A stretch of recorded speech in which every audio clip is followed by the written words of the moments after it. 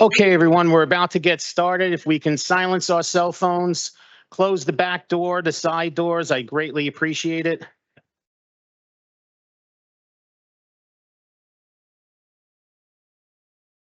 Okay, good evening, everyone. We are on the record. Today is Wednesday, the 7th day of May in the year 2025.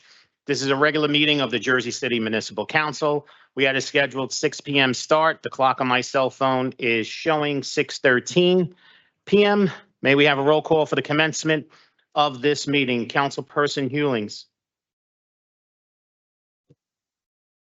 Present. We got to give her a little moment because she's new at it. Councilperson Baggiano. Councilperson Baggiano. Councilperson Saleh. Here. Councilperson Solomon. Here. Councilperson Gilmore. Present. Councilperson DeGise. Here. Councilperson Rivera. Here. And Council President Pro Temp Ridley. Here. We have 8 council members in attendance at 6:13 p.m. Can we kindly rise for a moment of silence, please?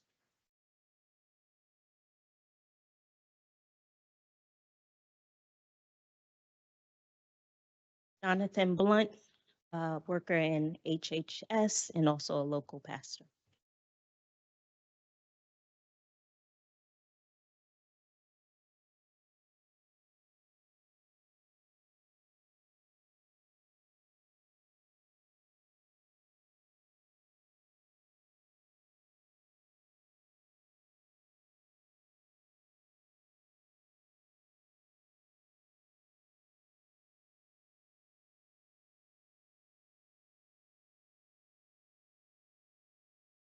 Thank you very much. On behalf of Council President Pro Temp Ridley and the members of the Municipal Council, in accordance with New Jersey Public Laws of 1975, Chapter 231, the Open Public Meetings Act, also known as the Sunshine Law, adequate notice of this meeting has been provided by the posting on the bulletin board of the first floor of City Hall, the annual notice, which is the schedule of meetings and caucuses of the Municipal Council for the calendar year 2025, and filed in the office of the city clerk on Friday, November 15th, 2024. In addition, at its time of its preparation, the agenda of this meeting was similarly disseminated on Friday, May 2nd, 2025 at 5:23 p.m. to the mayor, municipal council, business administrator, corporation council, and the local newspapers, and posted on the city's website, so I can certify as to our total compliance with the Sunshine Law. Council members, before we go into our regular order of business, there are 2 items that need to be added to the agenda. They are marked late items on your agenda.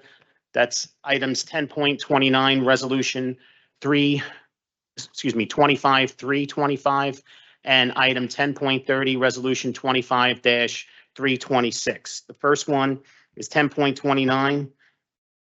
Resolution 25-325 is a resolution honoring the life and outstanding service of Thomas D. Wise Sr. Item 10.30, Resolution 25-326 is a resolution authorizing the City of Jersey City to support the McGinley Square Community Board's 2025 Hudson County Open Space Recreation Historic Preservation Trust Grant application for funding for the Glenwood Community Garden at 128 Glenwood Avenue. Council members, may I have a motion to add items 10.29 and 10.30 to the agenda? Motion. Can we do the motion first? Okay, all right. Motion made by Councilperson Rivera. I believe I heard a second by Councilperson DeGise. Yes. On the motion to add items 10.29 and 10.30 to the agenda, Councilperson Hewlings. Yes. Councilperson Baggiano. Yes. Councilperson Saleh. Yes. Councilperson Solomon. Aye. Councilperson Gilmore. Aye. Councilperson DeGise. Aye. Councilperson Rivera. Aye.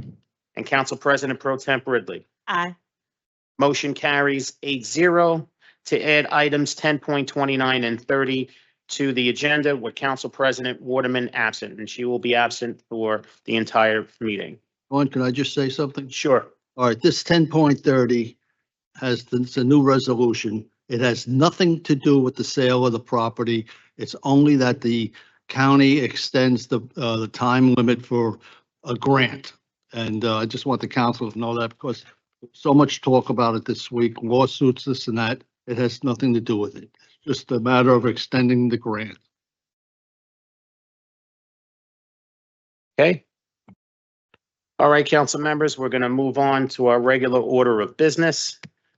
If you would just allow me to read the first readings into the record, and then we will take it from there. First item is item 3.1, City Ordinance 25-055 is an ordinance authorizing the execution of a temporary construction easement and access easement agreement, between the City of Jersey City and Stacco Development Group LLC, authorizing Stacco to install and maintain one monitoring well at 605 Monmouth Street. Item 3.2, City Ordinance 25-056 is an ordinance of the Municipal Council amending Chapter 3, Administration of Government, Article 10, Department of Housing, Economic Development and Commerce, to amend the required wage, benefit, and leave standards for building service workers on covered development projects.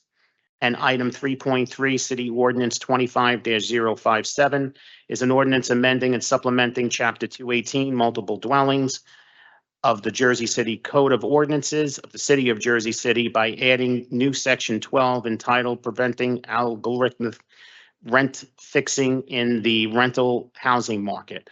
I believe Councilperson Solomon wanted to add some language to item 3.3. Yes, we passed a copy to everybody, and we basically just had been asked during the caucus if this applied to real estate agents.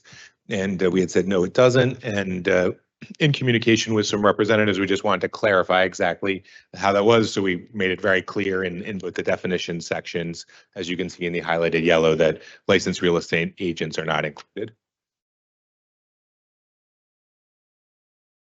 Okay. Does anybody have any questions about the new added language?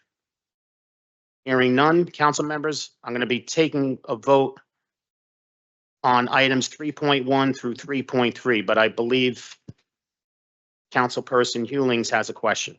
I do.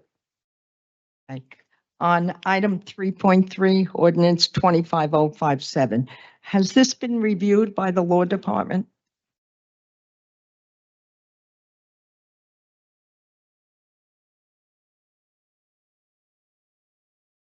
Yes. Yeah, we did view it, Okay. yes. We are continuing to review and we'll get an additional memo to the council though before the second reading. Okay, thank you. Okay, so council members are going to be taking a vote for introduction on items 3.1 through 3.3.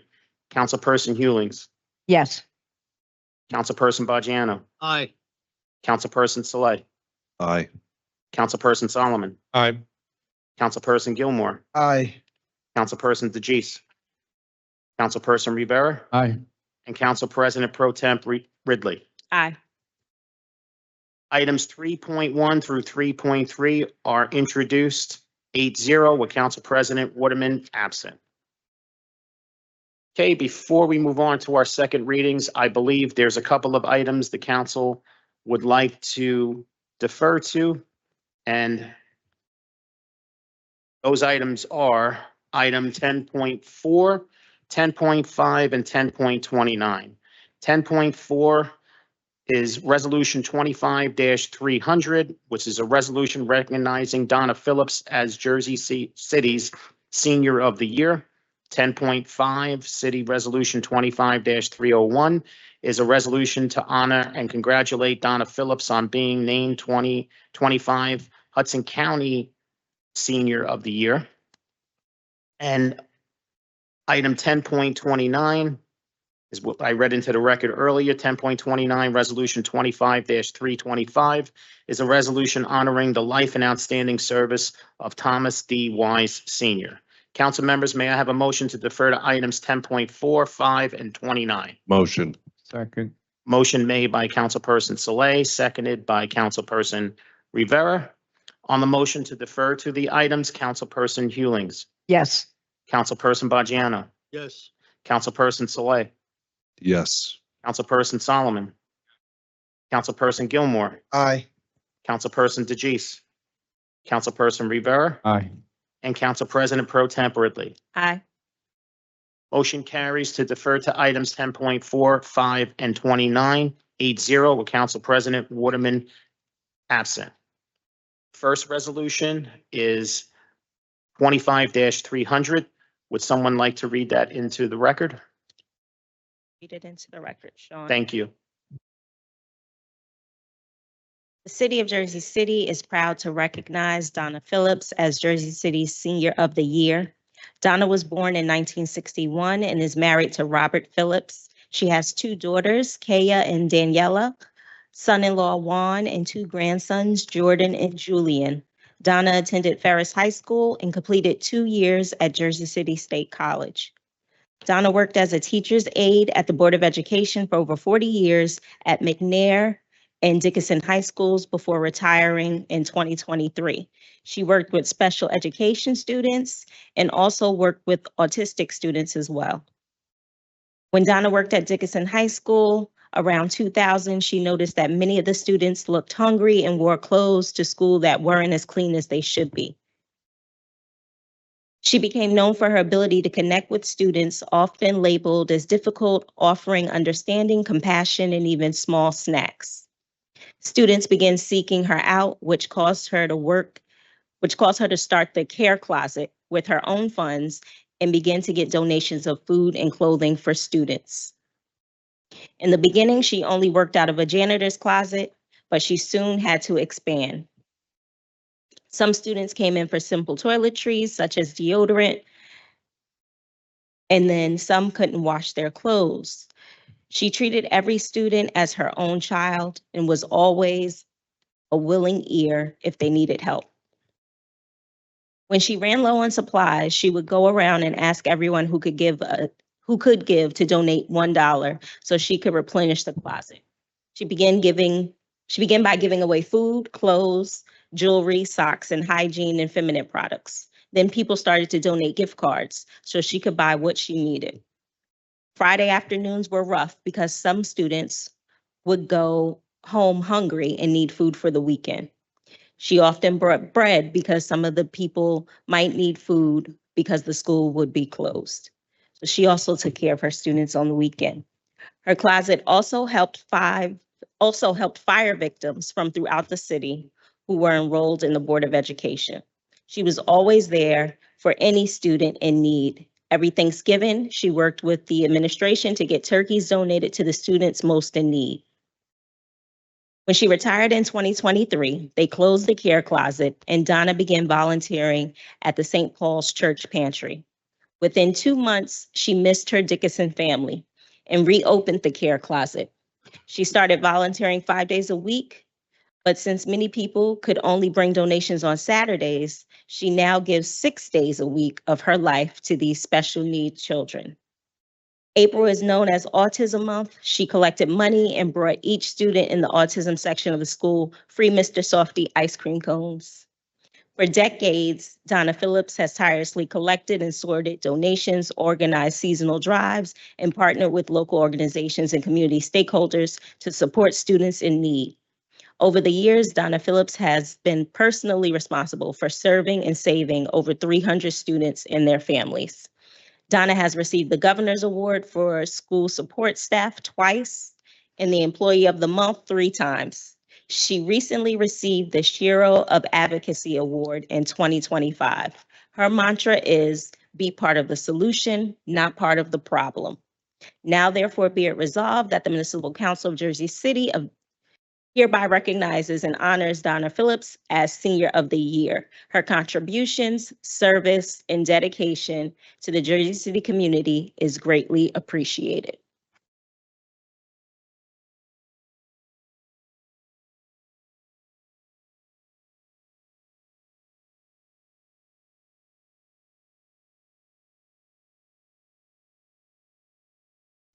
Okay, before we allow her to speak, let's make sure that the council has fully supported this and votes on it. With that being said, Councilperson Hewlings, Yes. Councilperson Baggiano, Yes. Councilperson Saleh, Donna, you are a light in this world, and thank you for all the lives you've transformed through just your love and care. I proudly vote aye. Councilperson Solomon. Ms. Phillips, thank you for everything you do for Jersey City. So well deserved. I vote aye. Thank you. Councilperson Gilmore. Is this Donna or this is for senior, right? Donna's your mom? No. Oh, you are Donna. Oh, okay. Thank you for your contribution. Thank you for helping out. Thank you for that selfless act to help others. It takes a special person to put the interests of what's right in the interests of themselves. And we thank you for your contribution. I proudly vote aye. Thank you. Councilperson DeGise. Thank you so much. Congratulations to you. I vote aye. Thank you. Councilperson Rivera. I told you he was gonna talk, but listen, you're an amazing person, Donna. You know, we recognize you during Women's History Month. You know, the spotlight still continues to be on you because, you know, you really touch a lot of, you know, people in our community, and Jersey City loves you for that. You know, you really feel that heartbeat, and I proudly vote aye. Thank you. Council President Pro Temp Ridley. Mrs. Phillips, thank you for all your work throughout the years. The work that you're doing is very important, and you have greatly enriched the lives of our students here in Jersey City, and we appreciate that. As Sean mentioned, there are 2 resolutions on the agenda. We are going to give you this one today, and we have another one for you that we will give you at the County Senior of the Year event as well. Okay, with that, I vote aye. Thank you. City Resolution 25-300 is approved unanimously 8-0 with Council President Waterman absent. Congratulations.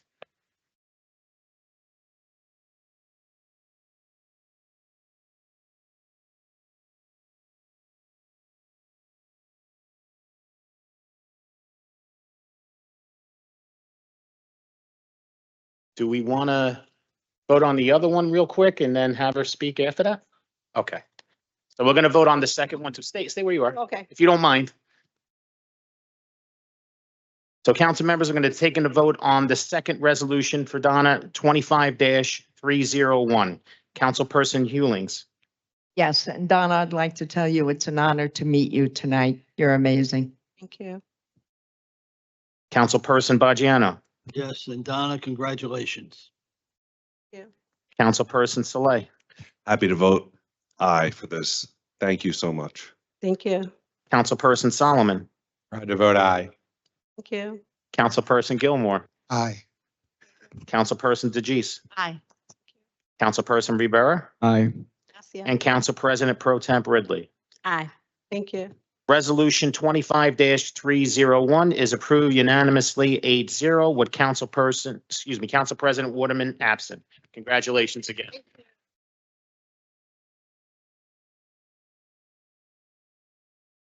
So now, if you don't mind saying a few words, we're going to put you on the spot, Donna. It's all you. Ms. Ridley, was looking at you. I'm like, she looks familiar, but you have donated to the closet. And the care closet is a beautiful thing. I hear many sad stories, many happy stories, but a student or a child will not leave my sight unless I get them the help that they need. It can be the smallest thing from mental illness to anxieties to panic attack. So the care closet, they thank me, but I should be thanking them because my heart is so happy when I'm able to help them. Thank you. This is truly an honor. You.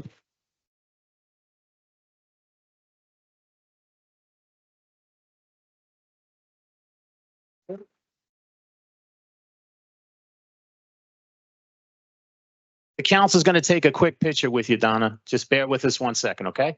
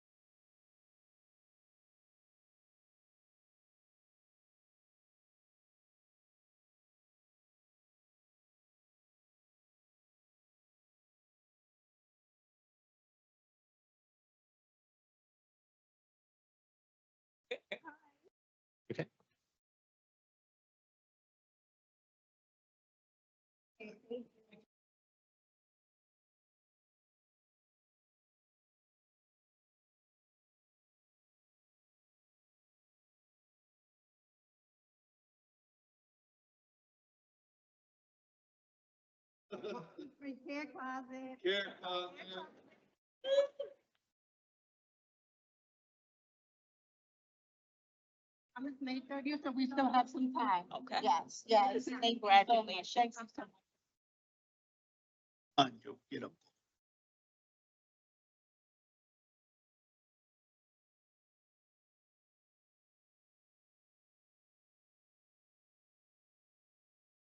Okay, Even though he left, I didn't see breaking news. I seen him talking about it. That's all. all right, ladies and gentlemen, we still have business to conduct. If we can take the conversations outside, I'd greatly appreciate it. All righty, council members, the last item that we defer to is item 10.29. Resolution 25-325 is a resolution honoring the life and outstanding service of Thomas D. Wise Sr. Councilperson DeGise, would you like to read the resolution into the record? Whereas the Municipal Council of the City of Jersey City wishes to recognize and honor the remarkable life and service of Thomas D. Wise Sr., a beloved son of Jersey City who passed away on Friday, April 11th, 2025, at the age of 76. And Thomas D. Wise Sr. was born in Jersey City on a spring Saturday in 1949, the eldest of 6 children, and from an early age demonstrated a strong work ethic that would define his life. And he was educated in the Jersey City public schools, attending schools number 2, number 22, number 29, and number 30, and pursued further education through an electrical trade school, preparing him for a life of service and hard work. In 1995, Thomas D. Wise Sr. found his true calling in public service with the Jersey City Department of Public Works in park maintenance, where he dedicated 29 years to caring for the city's green spaces with the same devotion he showed toward his faith, family, and community. Throughout his career, Thomas's pride and purpose were evident in his tireless work, beautifying Jersey City's parks and public spaces for the enjoyment and benefit of all residents. And a man deeply devoted to his faith, Thomas was a faithful member of Miracle Temple, dedicating his life to spiritual growth, gratitude, and service to God. And Thomas was also a world traveler, sharing adventures and life experiences with his beloved daughter Odessa, visiting places such as South Africa, Zimbabwe, Egypt, Jordan, Morocco, Senegal, Israel, and the Caribbean, embracing the wonders of the world with open arms and a grateful heart. Thomas D. Wise Sr. now joins an eternal peace with his parents, Beatrice Wise, Arthur Harrington, and his stepfather, Isaac Alexander.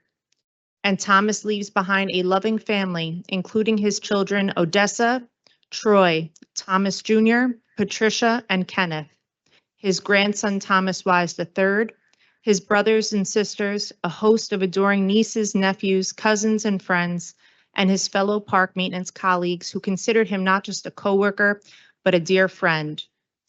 And to sum up his life, Thomas D. Wise Sr. was a man who was deeply loved, who loved deeply, worked genuinely, and walked faithfully, leaving behind a legacy of kindness, hard work, and unwavering faith. Now therefore be it resolved that the Municipal Council of the City of Jersey City does hereby recognize and honor the outstanding and dedicated service of Thomas D. Wise Sr. and extends its deepest condolences to his family, friends, and the entire community served so faithfully.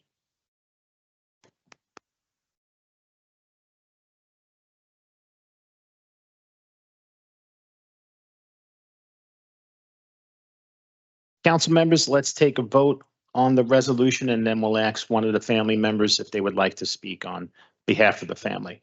Okay, on resolution 25-325, Councilperson Hewlings, Yes. Councilperson Bajiano, Yes. Councilperson Saleh, Thank you for letting us have Thomas Wise for those 29 years. I know, it takes a lot of heart to take care of all the parks, and he did it with love, and he was a man that was loved by all, and I proudly vote aye. Councilperson Solomon. My sincere condolences to his family and his coworkers, and we appreciate his extraordinary service to Jersey City, and I vote aye. Councilperson Gilmore. My sincere condolences. Oh, I'm sorry. Go ahead. It's okay. Councilperson DeGise. My sincere condolences. Thank you for lending your father to us. And every time I'm in a park or see the park, I will think of him. I vote aye. Councilperson Rivera. So I've been involved in Parksman for 30 years, you know, with youth recreation. And let me tell you something, your dad, correct? An amazing human being that really poured his soul into these city parks and with love. And, you know, I would actually see him, I can see him now. And I want to really, really, from the bottom of my heart, thank you for lending him to us. You know, we saw a different angle that you guys probably already knew how great your dad was, but I appreciate to know that your dad was a great person. I vote aye. And Council President Pro Temp Ridley. Condolences to family and friends. Thank you for sharing him with us for 29 years. We know he was a great person and he will not be forgotten. So know that. And with that, I vote aye. City Resolution 25-325 is approved unanimously 8-0 with Councilperson Waterman absent.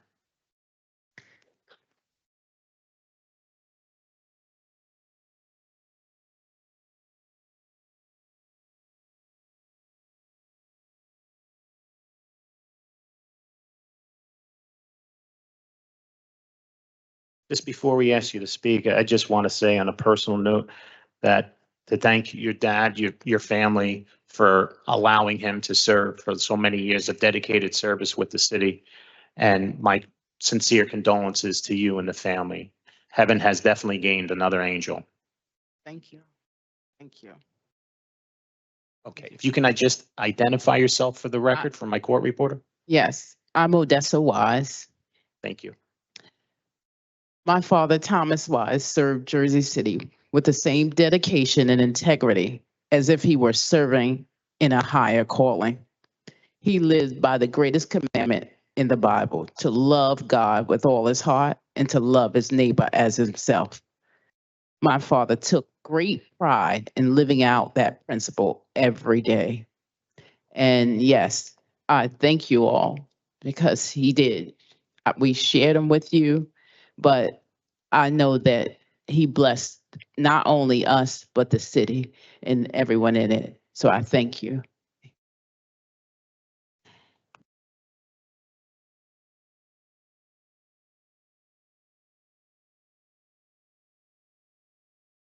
I would say good evening, everyone. I'm Troy Wise, his eldest son.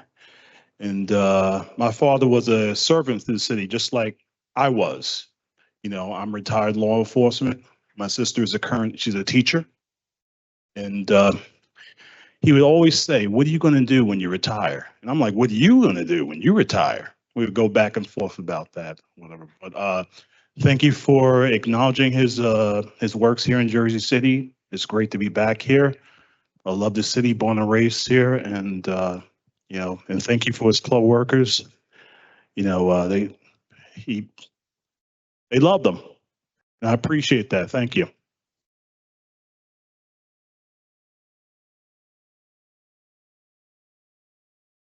Good evening, City Council.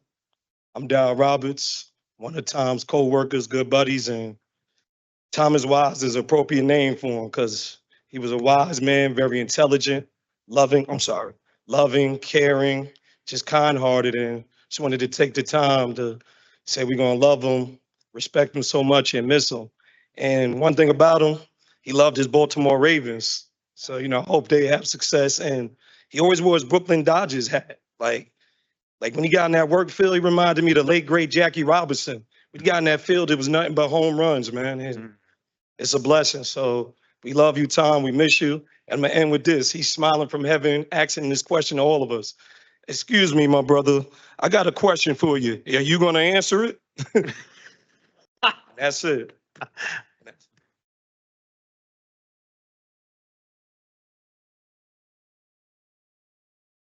Thank you. Thank you.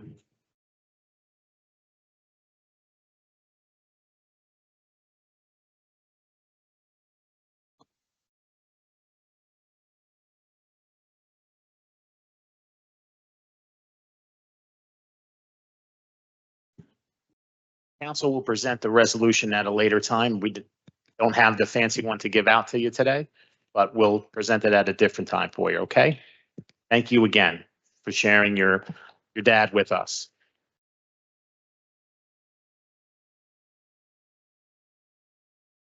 All right, council members, on to our second reading ordinances.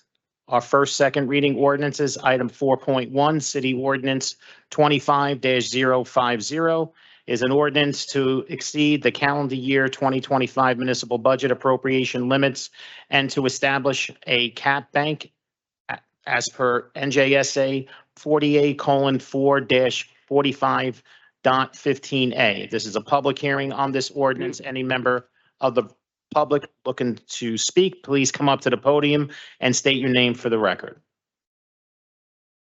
Motion. Second. Motion to close the public hearing on City Ordinance 25-050 was made by Councilperson Baggiano, seconded by Councilperson Saleh. On the motion to close the public hearing on City Ordinance 25-050, Councilperson Hewlings, Yes. Councilperson Baggiano, Yes.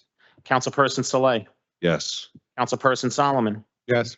Councilperson Gilmore, Aye. Councilperson DeGise, Councilperson Rivera, Aye. and Council President Pro Temp Ridley. Aye.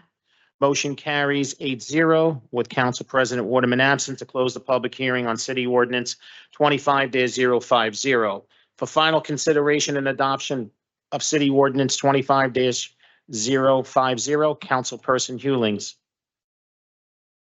Yes. Councilperson Baggiano, Aye. Councilperson Saleh, Yes. Councilperson Solomon, No. Councilperson Gilmore, No. Councilperson DeGise, Yes. Councilperson Rivera, Aye. and Council President Pro Temp Ridley. Aye. City Ordinance 25-050 is adopted 6-2 with Council Members Solomon and Gilmore voting no and Council President Waterman absent. On to our next second reading ordinance. Item 4.2, City Ordinance 25-051 is an ordinance authorizing an amendment to a dedication agreement between Grand and Jersey LLC and the City of Jersey City for certain land and improvements located on a portion of Regent Street between Liberty View Drive and Douglas and Arthur Skinner Memorial Drive in Liberty Harbor North redevelopment area. This is a public hearing on this ordinance. Any member of the public wishing to be heard, please come up to the podium and state your name for the record. Motion. Second. Motion to close the public hearing on City Ordinance 25-051 was made by Councilperson Rivera, seconded by Councilperson Saleh. On the motion to close the public hearing on City Ordinance 25-051, Councilperson Hewlings, Yes. Councilperson Baggiano, Councilperson Saleh, Yes. Councilperson Solomon, Aye. Councilperson Gilmore, Aye. Councilperson DeGise, Councilperson Rivera, Aye. Council President Pro Temp Ridley. Aye. Motion carries 8-0 to close the public hearing on City Ordinance 25-051 with Council President Waterman absent. The final consideration and adoption of City Ordinance 25-051, Councilperson Hewlings, Yes. Councilperson Baggiano, Yes. Councilperson Saleh, Yes. Councilperson Solomon, Aye. Councilperson Gilmore, Aye. Councilperson DeGise, Councilperson Rivera, Aye. and Council President Pro Temp Ridley. Aye. City Ordinance 25-051 is adopted 8-0 with Council President Waterman absent. On to our next second reading ordinance, item 4.3, City Ordinance 25-052 is an ordinance amending Ordinance 25-010, updating the construction site safety manual with a 2024 addition to, number one, include the installation requirements and maintenance for air pressurized standpipes for buildings under construction or demolition, and number two, delete references to the 2019 edition of the Construction Site Safety Manual. This is a public hearing on this ordinance. Any member of the public wishing to be heard, please come up to the podium and state your name for the record. Motion. Second. Motion to close the public hearing was made on City Ordinance 25-052 was made by Councilperson Rivera, seconded by Councilperson Saleh. On the motion to close the public hearing on City Ordinance 25-052, Councilperson Hewlings, Yes. Councilperson Bajiano, Councilperson Saleh, Aye. Councilperson Solomon, Aye. Councilperson Gilmore, Aye. Councilperson DeGise, Aye. Councilperson Rivera, Aye. and Council President Pro Temp Ridley. Aye. Motion carries 8-0 to close the public hearing on City Ordinance 25-052. Council President Waterman absent. For final consideration and adoption of City Ordinance 25-052, Councilperson Hewlings, Yes. Councilperson Bajiano, Councilperson Saleh, Aye. Councilperson Solomon, Aye. Councilperson Gilmore, Aye. Councilperson DeGise, Councilperson Rivera, Aye. and Council President Pro Temp Ridley. Aye. City Ordinance 25-052 is adopted 8-0 with Council President Waterman absent. On to our next second reading ordinance, item 4.4, City Ordinance 25-053 is an ordinance authorizing the conveyance of Block 11401, Lot 14, more commonly known by the street address of 247 First Street, to the Jersey City Redevelopment Agency. This is a public hearing on this ordinance, and I see Charlene Burke. Just give me 1 second, Charlene, to get the camera on you and to start your time. Good evening, Council, and welcome, Councilwoman Hewlings, for joining us for your first City Council meeting. Thank you, Charlene. I would just like to point out, I know this is conveying to the redevelopment agency for development, but when we have city property that isn't being charged any taxes, and particularly in the downtown section, could we start considering them as parkland, particularly playgrounds? And I say that because Van Voss Park and Hamilton Park have a crush of children in their playgrounds each and every day. Charlene, I'm sorry to interrupt, but you got to make sure you stay on the subject of this ordinance. I am. Okay. I'm talking about this property. Okay. Could very well be a pocket park and a playground that gives relief to the other playgrounds that are experiencing incredible activity to the point that children can't even play in them because there's no room. And since we own this, we don't need to acquire it, and we're not paying taxes on it, we're not collecting taxes on it. Why isn't this considered as a potential park? We are in a huge deficit of parkland in this city. And every little piece captured, and especially something as large as this, could be a wonderful parkland just adjacent to an area where you want to attract families and service all those business that become customers to all those businesses at the plaza. It would be a win-win for downtown Jersey City. It's something to consider when any property comes in front of you like this. Thank you. Thank you. Thank you. This is still a public hearing on City Ordinance 25-053. Any member of the public still wishing to be heard, please come up to the podium and state your name for the record. Motion. Second. Oof. All right. So a motion to close the public hearing was, are you coming up to speak? Too late. Hold on 1 second. If you can just state your name for the record. My name is Cameron Orr. And Cameron, Amarin, yes. and last name? Orr. Thank you. I just wanted to second what the woman said. I think that everything doesn't have to be a new a big apartment unit, luxury development. There's other needs the community has, and we have definitely in general a lack of green space, lack of trees and everything in Jersey City. So I just appreciated sorry I missed your name, but what was just said. Motion. Okay, this is still a public hearing on city ordinance 25-053. Any member of the public still wishing to be heard, please come up to the podium and state your name for the record. Motion. Second. Motion to close the public hearing on city ordinance 25-053 was made by Councilperson Rivera, seconded by Councilperson Saleh.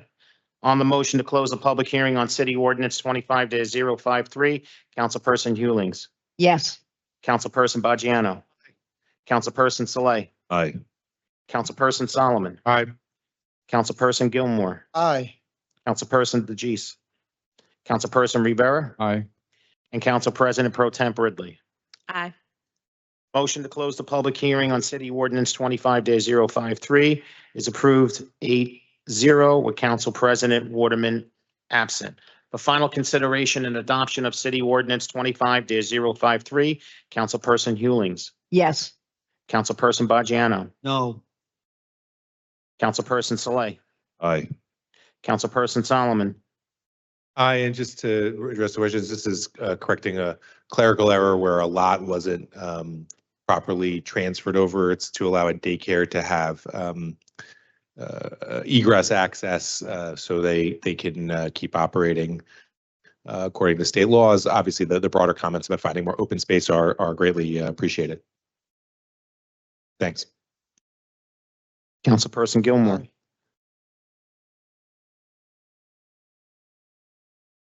Oh, aye. thank you. Councilperson DeGise. Aye. Councilperson Rivera, Aye. and Council President Pro Temp Ridley. Aye.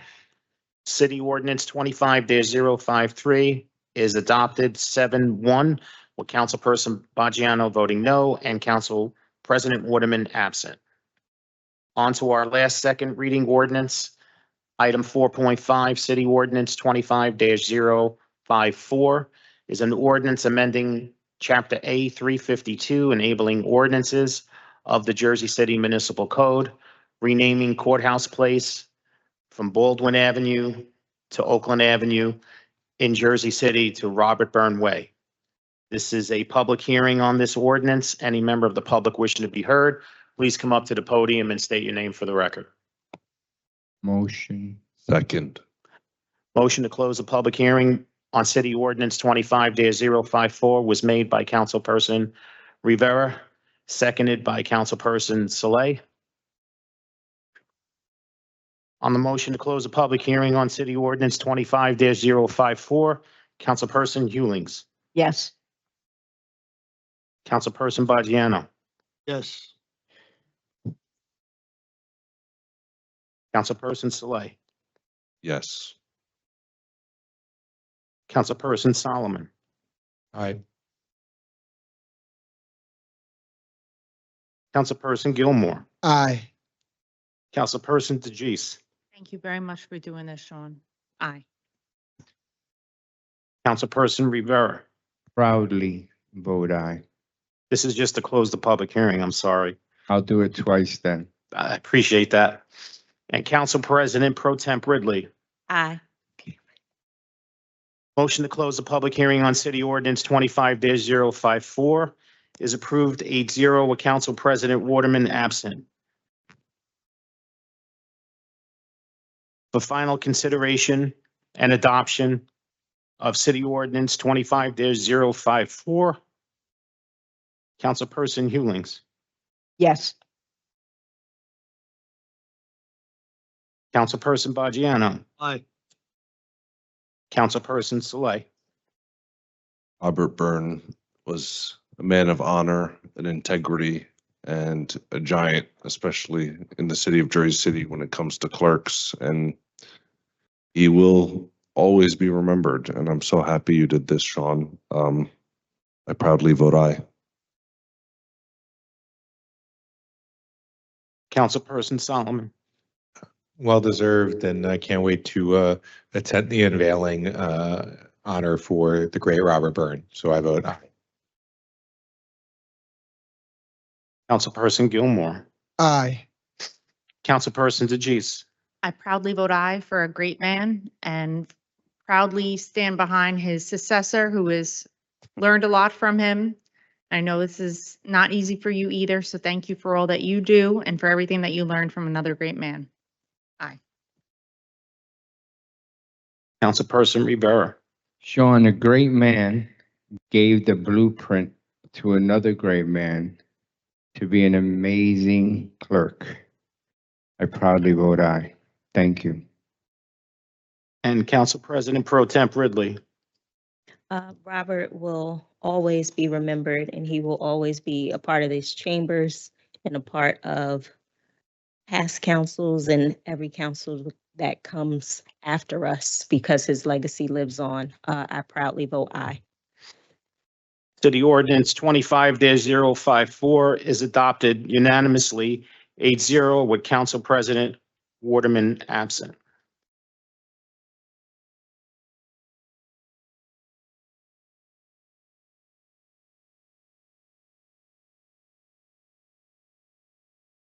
I'm going to try to talk without taking too much time before we get to the public speakers, but I just want to thank the mayor and the municipal council for this great honor for a great man who pretty much taught me everything he knows, and I wouldn't be sitting here conducting these meetings without him. It's a great way to keep his memory and his legacy alive. And on behalf of his family, I'd like to thank everyone here. And again, the mayor and the municipal council. It's a great honor, and this is someone who truly, truly deserves this great honor. So thank you so much.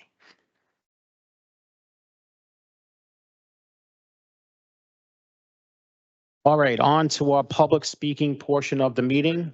I'm sorry, go ahead, Council. Sure, before we do public speak, I had mentioned I might have to leave before the speaking ends. Oh, okay. So do you want to, after the speaking ends? No, I may have to leave before the speaking ends. So, yeah, I'm sorry. So as soon as you're ready to leave, okay. You can just interrupt me before I call the next speaker, and then we'll take you through the rest of the agenda. Sorry about that. Nope, no worries. Okay, so on to our public speaking portion of the meeting. I'm going to be calling the number and the first name of the individual. First public speaker, item 5.1 is Laverne, and I don't see her here today, surprisingly. Maybe she just has another thing more important to do, because she dedicates herself to the community. 5.2, Edward.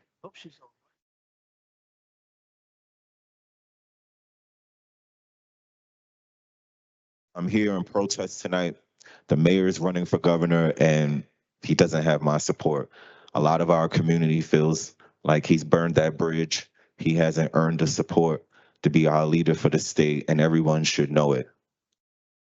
I read something interesting from the Jersey City Times where Municipal, who's actually running for mayor, conducted a study.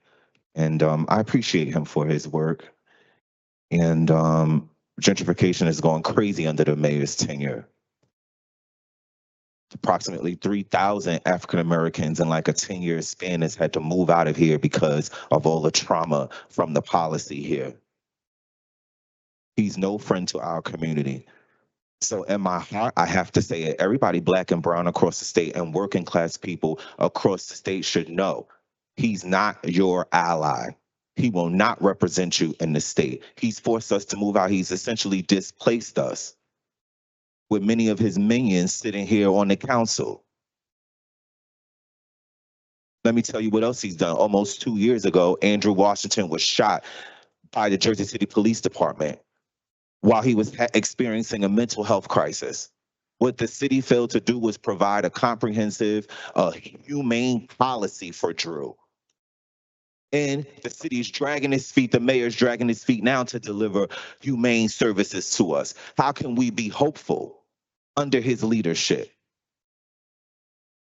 How can we be hopeful? Yet another homicide. Let me tell you something. This president, this environment right now, the state stands to lose funding for essential work that we do in our communities to attack violence because many of you don't care. We stand to lose those funds and we need the support. The city has the money. The state has the money. Marijuana, cannabis, how much funds have we got? We need you to get those funds back into our community and to help us. We need real policy with housing and violence to curb real violence in our communities, which really is the social ills that are exacerbating all of this. Where are you? Who can we depend on? Who can we call on? In this election, it's got to be somebody who's trustful, somebody who's independent, somebody who's not a liar. Somebody who is ears open to the community. That's not all I have to say. Justice for Drew. Justice for Drew. Thank you. Our next speaker, 5.3, Tina.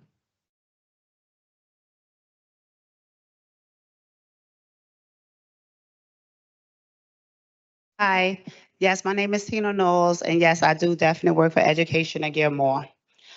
Justice for Drew. Justice for Drew. So this week when I got that phone call from Miss Irvin and Auntie them about the cops was not guilty, I felt them, not feeling that I lost my nephew from what happened, just to hear that what the mayor said. I felt like as a leader, you did the right thing, Education at Gilmore, just coming just to see what they needed. It wasn't about us. It wasn't about if the cops were scared. It wasn't about none of that because that's their job. And I definitely understand that. But we supposed to have been there for the family to make sure they was good. So to see before the mayor even found out what happened or how the family felt, just for him to come out and say that, that touched me. I said, I never want to be a leader like that. I never want to run no community like that because the family and the community is first. It's not about how he feel about who did a good job. It's about how they felt.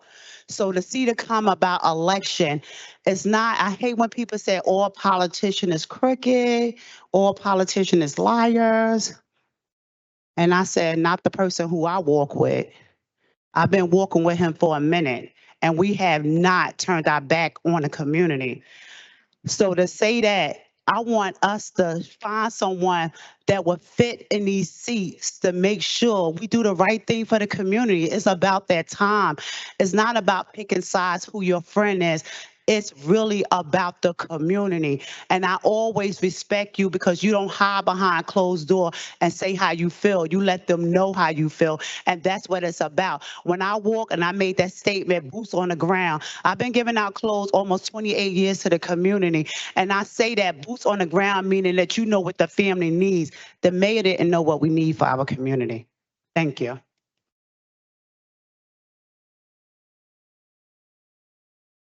Our next speaker, 5.4, Gina.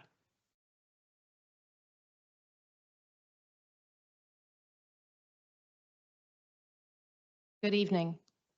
Gina Davison speaking on my own behalf tonight. I always say I live in Ward F, but because of the gerrymandering undertaken by our current mayor, I'm actually in Ward B. Ms. Hewlings, the mayor, and a number of these council people have done you a great disservice. Instead of you being introduced to the residents on your experience and your intentions and your merit, we're already here suspecting that you are yet another plant on this city council installed by Mr. Fulop to rubber stamp whatever he wants. Tax abatements for billionaire developers included without nearly enough appropriate affordable housing. And as an elected official has been imposed on Ward B in this era of growing fascism is not a good look. Ms. Hewlings, I hope you prove me so wrong. I hope we see you stand up to Mayor Fulop when your constituents need representation. We needed that representation when Andrew Washington was murdered, and our mayor called it a justified killing. We are still fighting for justice. All this time and energy because Mayor Fulop and Mr. Shea couldn't admit that something went horribly wrong that day. That Drew being killed was a tragedy that never should have happened. We might be having a different conversation today if Fulop had done the right thing and said that Drew never should have been shot dead in his home. Mayor Fulop should have said that he was going to do everything to keep that from ever happening again. But instead, he continues to ignore us on this and other issues that are literally killing people faster in this city. Issues of human rights, housing, access to food, and equitable education. We did get support from Councilman Gilmore and Councilman Solomon, and for that, I thank you.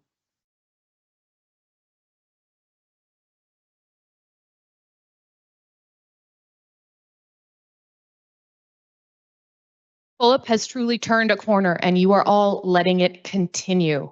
He is supporting perpetrators of genocide in our house. And I want to remind you what we see in history, and that Donald Trump used to be a Democrat too. And he lied to us a lot as well. So it's later than you think, and many of you are already on the wrong side of history. Justice for Drew.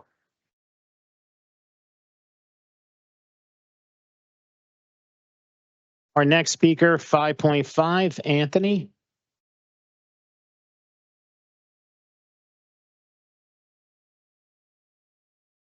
Hi, my name is Anthony Manns, and I'm a little upset over what's going on with certain authorities. So several weeks ago, I was here with a complaint over abusive, frightening behavior by the Jersey City MUA.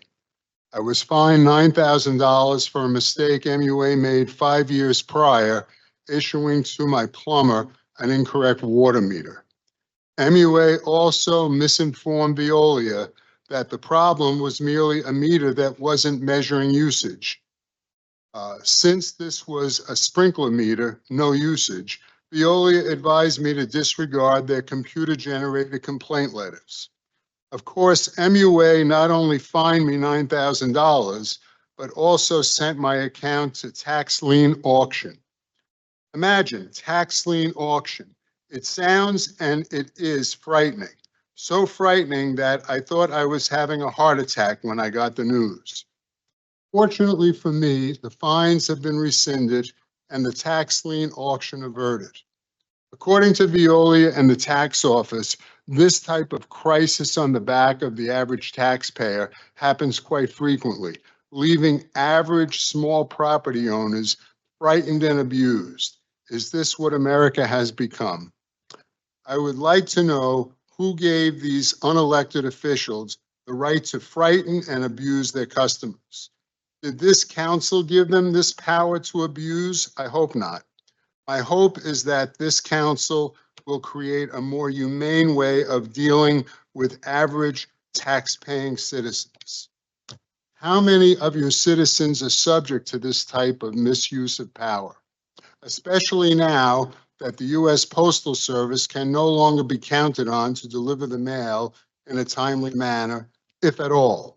So if any government authority has the power or privilege to levy massive fines or worse on average tax-paying citizens, turning their lives into fear and financial ruin, maybe before such abuse happens, a personal phone contact should have to happen to avoid mistakes and abuse.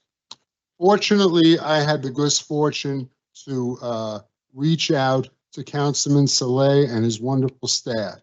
They helped me to resolve these terrible abuses of power by a department seemingly unable or unwilling to treat the taxpayer of this city in an appropriate and humane manner. Please do something about this.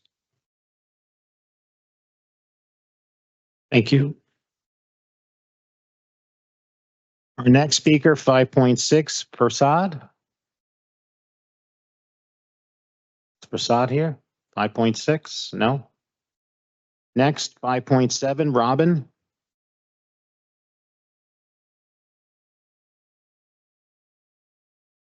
Good evening.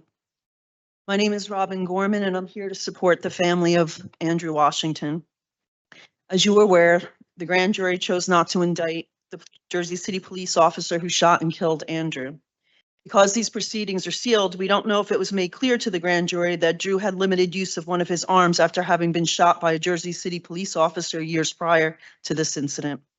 It is also unknown if they were told that Drew was only given 30 minutes to calm himself down before the police in riot gear gave up on their efforts to de-escalate him and knock down his door. We don't know if there was a discussion in the courtroom about the fact that one police officer chose to tase Drew when the other chose to use his gun.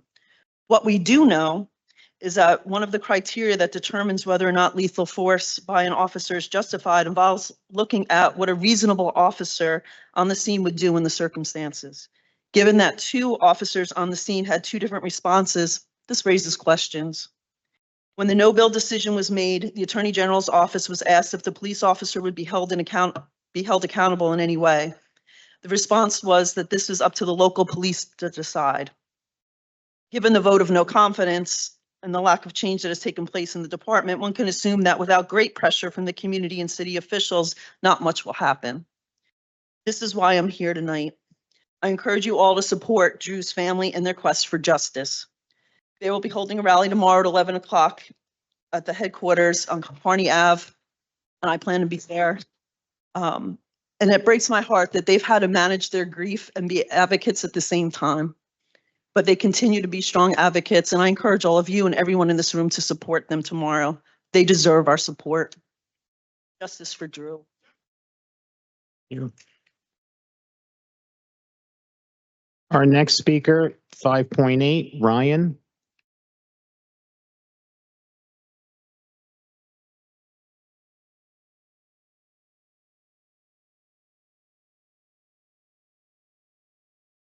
Right. Good evening, council. It's always good to be back here. As you all know, I've had the opportunity to speak here before, just last year. And to quickly jog your memory as to what I talked about last time, I spoke about the importance of passing laws which prioritize our middle-class residents, working-class residents, and our small business owners. And I emphasized just how critical that is, given how all the available data is showing us that each of these groups are struggling more now than they have at any point in recent history. As a matter of fact, when you look at the past 50 years, the past half century, you see that with each passing decade, the financial well-being of our middle class has gotten worse and worse as time has gone on. Compared to 50 years ago, the average household is putting in way more hours in at their jobs. Many people have begun taking on multiple side jobs as well. And yet, despite the fact that we are statistically working harder now, many people are actually worse off today. So clearly, something there isn't adding up. Then, when you try to figure out why that is going on, you see that a lot of these reasons are tethered to our laws and the way that they are written. And that is why the policies you pass are so consequential. Ultimately, the policies you pass have the potential to provide real, tangible help to the members of our middle class. So getting these policies right is of the utmost importance. And to that end, I'll be honest with you, I actually have empathy for the members of this body because your task is not easy. First and foremost, you are guiding Jersey City, the second largest city in the entire state.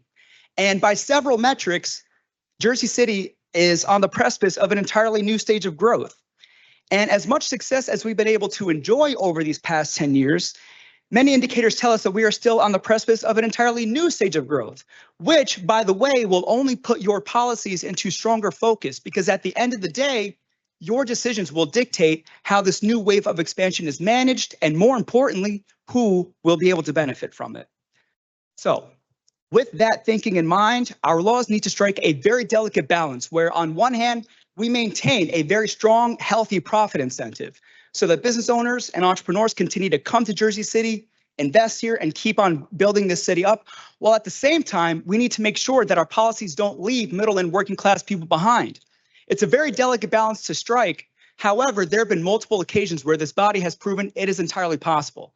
So my goal here tonight is to encourage all of you to keep going on that path, even into 2025, even into an election year, which, as we all know, will not be the easiest thing to do. So with that, I hope you take that on to throughout the rest of the year. Thank you very much. Thank you. Our next speaker, 5.9, Danielle.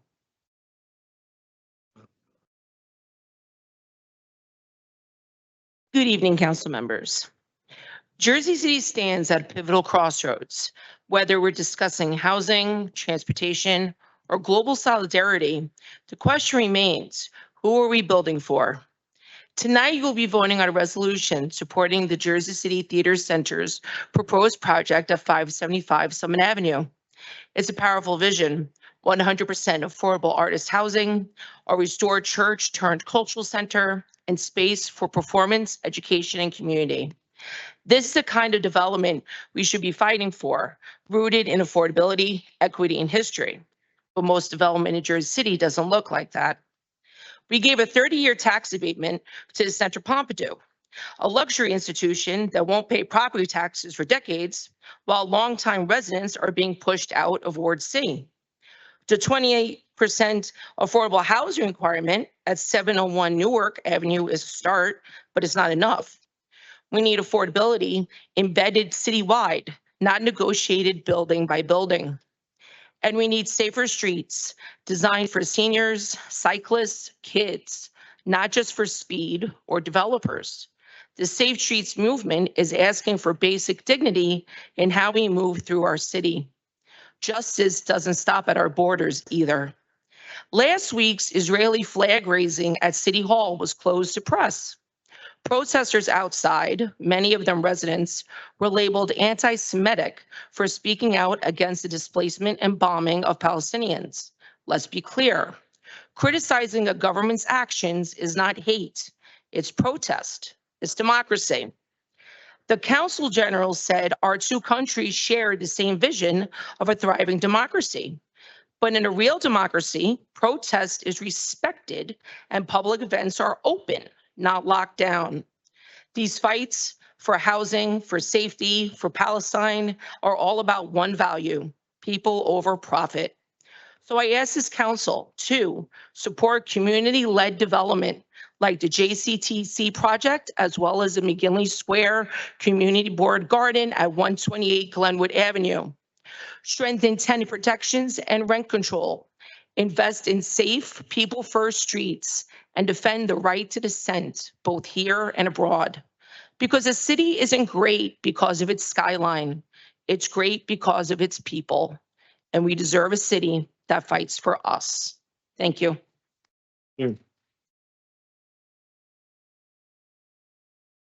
Our next speaker, 5.10, Kevin. Is Kevin here? No. 5.11, Philip. Philip Carrington is here.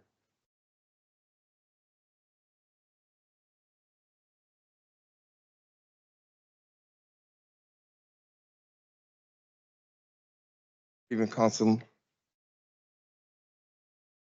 On April the 28th, I presented a letter to the clerk and CC'd to all of the members of the City Council. Those of you who voted on Ordinance 25-032. I am opposing that and ask that you void that ordinance, primarily because it interferes with a legal matter. That law consists of statement that if you're going to close the streets for more than 5 hours, you have to come before the City Council. That statement of 5 hours was used in court as a support statement, which was false. I question that. What am I saying? I'm taking a matter to court where I had permits, license to do business, and I was chased out of business. And I just simply asked what law allowed that kind of behavior. I never got an answer.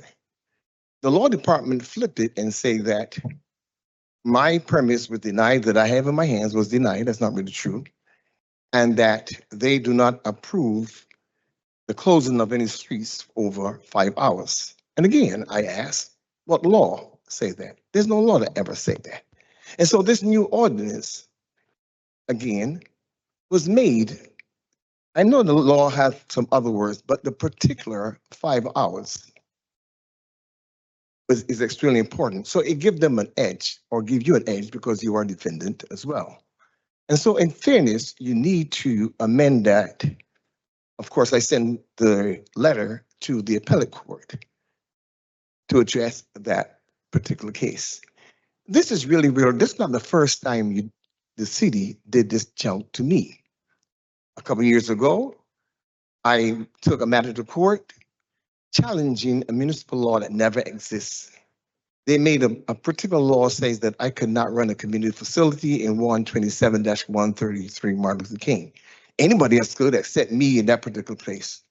You know? I was chased out of the building. When the Jews wanted to buy the same building, Diane Coleman and Michelle Massey got together and changed the law back. This is a fact. I got the records to prove it. Say that now a community facility is accepted as of 2016. And so this kind of political skullduggery is unique to Hudson County. This is corrupt and this is wrong. And so if you don't change this, I'm gonna give you all the chance to ask them to remove your name because you voted on it. If not, I'm just gonna sue everybody's campaign, the mayor and everybody else. Thank you, Phil. Primarily because it is. Phil, your time is up. I know my time is up, but I need an answer. I need to know if there's going to be a hearing. I'm going to say it again. I need to know if you're going to have a hearing according to your municipal. Thank you. Next. Can you send us the ordinance? You know, thank you. Our next speaker, 5.12, Steve. Good evening, Council. It's great to be back before you here this evening and see you representing the town I love so well. And the reason I'm here tonight is to give a synopsis of the third annual 2025 Jersey City Marathon, and then after that, propose a date and a rationale for next year. So let me begin by saying my sincere thanks to every single one of you on this dais for your support, including Councilwoman Ewings, who I know through numerous functions and who's always been gracious and supportive. We registered 10,000 runners, of which 8,000 ran from 15 countries, 36 states, and close to 2,000 runners from our great city. We gave out about $50,000 in prize money and about $30,000 in money to nonprofits. We had news coverage from 4 major news agencies, CBS, Fox, Pix, and New Jersey News, all speaking very highly and favorable about the race. So, and then another point about it is we filled up every single hotel, not only in Jersey City, but in Hoboken and Secaucus as well.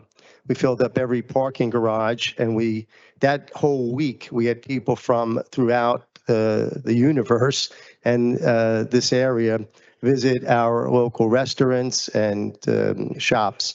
And we held our expo in the Newport Mall, which was hugely successful, and had sponsors such as Red Bulls, Shake Shack, Goya, Horizon, Robert Wood Johnson, and others. And we're proud to represent our great town. Now, saying that, we knew this year was a little bit of a rub with regard to having it on Palm Sunday and Passover. So in talking with the team and then with Director Goodman, we're proposing for next year that we have it on April 19th. Now, when I came before the council the last time, I mentioned we would want it to do it on the first weekend in May going forward, but there's 2 problems with that. One, in talking with the Liberty National, they're anticipating an international PGA festival, or I'm sorry, PGA tournament either next year or the year after. And we know we couldn't compete with that, and we can't have 2 international events in our great city at one time. The second thing is Orthodox Easter falls on the first Sunday in 2027. So for next year, we're proposing April 19th.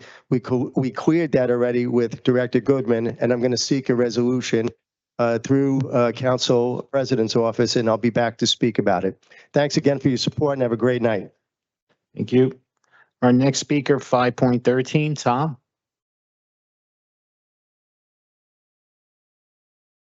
Good evening, Council. Tom Zupa. Sean, congratulations on the great honor for Robert. Thank you. We know how much he meant to you.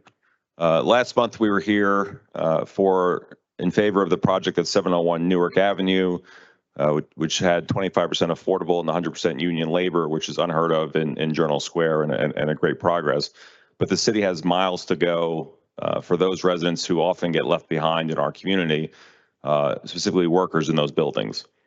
So I'm speaking now in favor of the two of the first reading ordinances and encourage passage at the next meeting. I believe it was 56 and 57, supporting our men and women in organized labor who give so much, are asked to give so much, and we need to have their backs.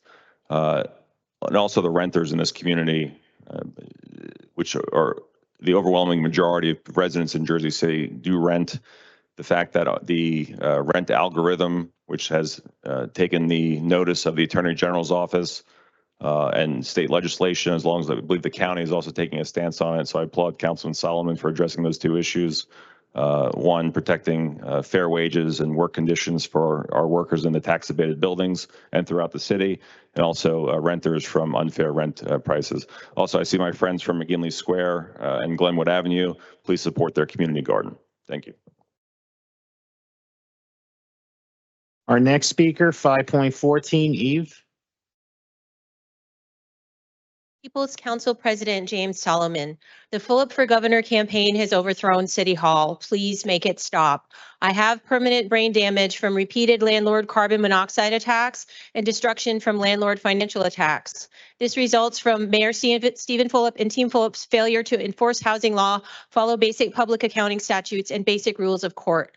Constituents pleading for relief are retaliated against or ignored, while Fulop donors and insiders are shielded. Internal financial controls are non-existent.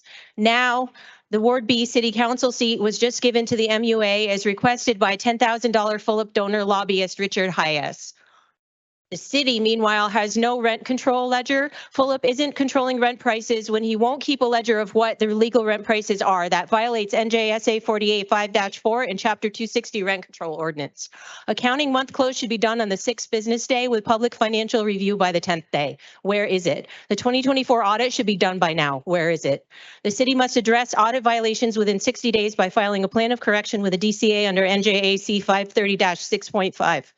Municipal court ticket fixing has been listed in the city audit violations for 8 straight years. I personally reviewed campaign donor John Collins, a city firefighter, public defender, and reported associate of councilperson Amy DeGuise. 8 separate shoplifting summonses were issued to a name matching John Collins by police. First, the court did nothing for over a year, and then 5 summonses were dismissed with no fine. That magic prosecutorial discretion. No fines on the other summons have been paid, and it's been 2 years with no revenue collection. So 8 summonses, 0 fines paid. That's called zero law enforcement. I specifically notified council last November about ticket fixing. For example, developer Modi Brisk has received 96 summons and has only paid 1 fine. I personally called every council member. Only 3 responded. I've now given speeches about ticket fixing for 8 consecutive meetings, and Stephen Fulop has failed to appear ever. Meanwhile, the budget deficit is plugged with borrowing or tax hikes. There are no 2024 or 2025 financials on the city website in violation of NJSA 48.4-5. We cannot take rental assistance money away from starving families by borrowing from the state to plug unnecessary deficits. I'm asking again for immediate publication of the audit rent control ledger and summons dismissal logs, fire the judges and prosecutors for ticket fixing at municipal court, enforcement of all overdue fines and proper audit disclosure to the DCA, public hearing on vendor conflicts and campaign donor contracts. City Hall does not belong to the Fulop for Governor big developer train. We need the DOJ and state comptroller here now.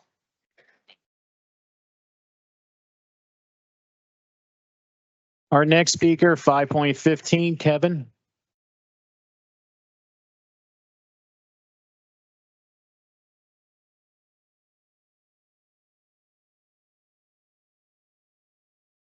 Good evening, City Council members.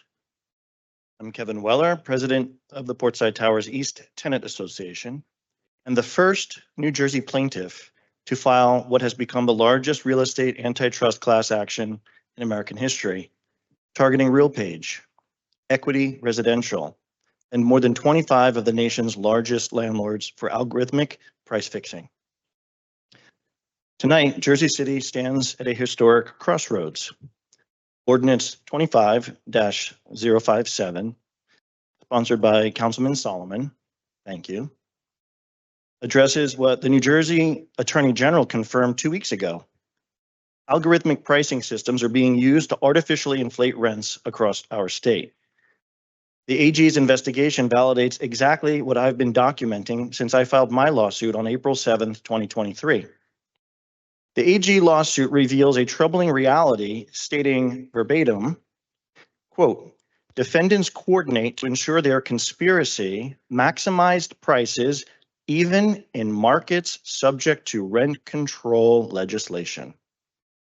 The complaint details how representatives from Avalon Bay, Greystar, and others worked directly with RealPage to direct RealPage creation of something that's redacted, that made it easier to utilize the software despite rent control laws. Jersey City is home to perhaps the strongest rent control laws in America, but somehow has also witnessed some of the steepest rent increases in the nation. This paradox illustrates how these algorithmic systems were designed specifically to circumvent regulations meant to protect tenants. At least as a non-lawyer, that is what I gathered when I read the publicly available AG complaint. The resulting inflated rents and reduced affordability have directly undermined the stability of our communities, transforming neighborhoods and displacing longtime residents. This ordinance represents an important step towards addressing one of the root causes of our affordability crisis. By prohibiting algorithmic collusion, it offers a chance to restore some fairness to our housing market. I'm genuinely relieved that the New Jersey AG is finally taking action and heartened to see the city following suit, thanks to the ordinance sponsored by James Solomon. With this ordinance, I'm confident it will be unanimously approved. I urge you to vote yes and to honor your vote by ensuring the ordinances of this city are worth more than the paper they are written on. Thank you very much.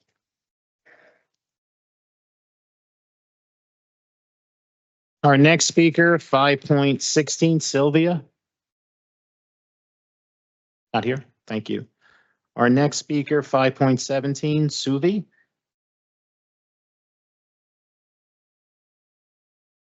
Good evening, council members. This is my first time speaking here. I've lived in Portside Towers since 2020. I'm a mother of 3 little boys, of which one lives with an ultra-rare disease. He's legally blind, he's in a wheelchair, he's nonverbal, he has epilepsy, and he requires special care and therapy just to maintain his basic functions. Over the last few years, our rent at Portside Towers has risen steeply, hundreds of dollars beyond what is legal.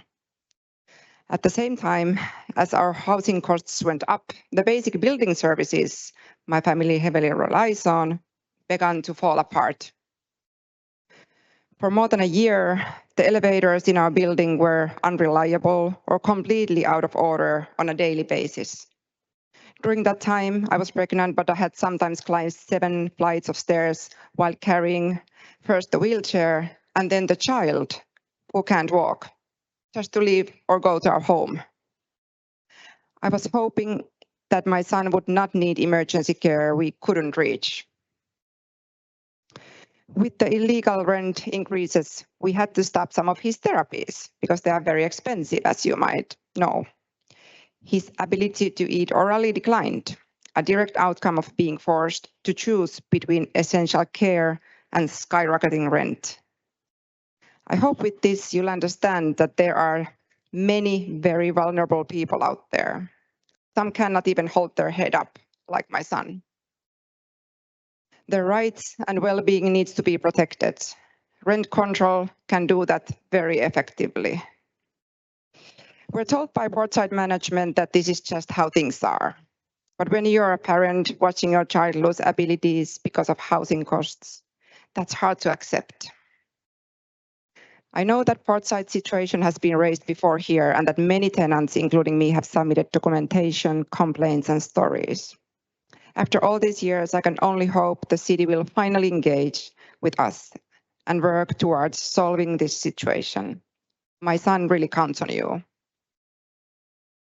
I still believe Jersey City can be a place where families like mine can live safely and with dignity, no matter their abilities. Thank you for hearing me tonight, and for other tenants across the city, you're struggling, you're not alone. You can reach us at rentcontroljerseycity@gmail.com, follow at rentcontroljersey on Twitter, or support our legal effort at Portside Towers Legal Fight for Rent Control on GoFundMe. Thank you. Our next speaker, 5.18, Daniel.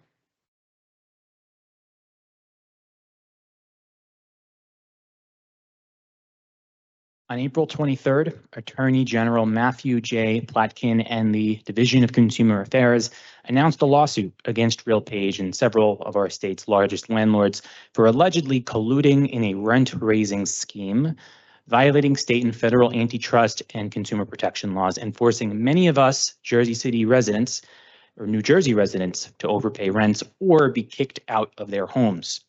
RealPage and the landlords allegedly agreed to set rents for multifamily housing properties in New Jersey based on RealPage's algorithmic pricing software and exchanged sensitive non-public information to align their prices together to avoid competition that would have otherwise kept rent prices down.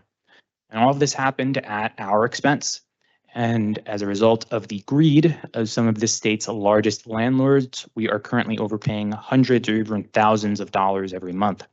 So of course, I strongly support the ordinance amending and supplementing Chapter 218 of the Code of Ordinances of Jersey City by adding a new section to prevent algorithmic rent fixing in the rental housing market. Such corporate greed has no place in Jersey City. And thank you for putting this ordinance forward. For the sake of everyone in Jersey City who isn't rich, I hope this ordinance is eventually signed into law. Also, on a related note, I wanted to note that at my home at Portside Towers, owned by Equity Residential, we are still without 24/7 uniformed security, despite the law clearly stating that buildings in Jersey City with 100 or more dwelling units must have a 24/7 uniformed security guard.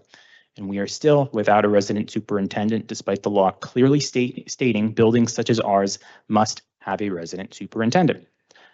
During what we believed to be a fire emergency a few months back, my fellow tenant Kevin called the phone number provided to us by Equity Residential for emergencies, and as you heard at that meeting, he was routed to a call center in the Philippines rather than someone on site, as is required per Jersey City law.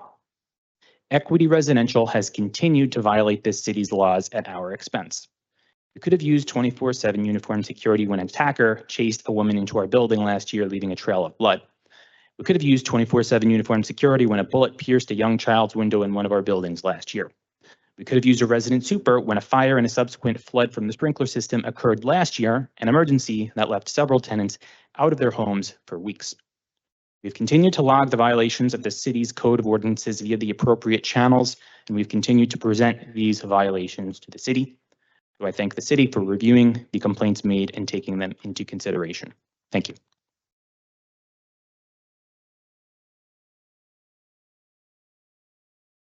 Our next speaker, 5.19, Jessica.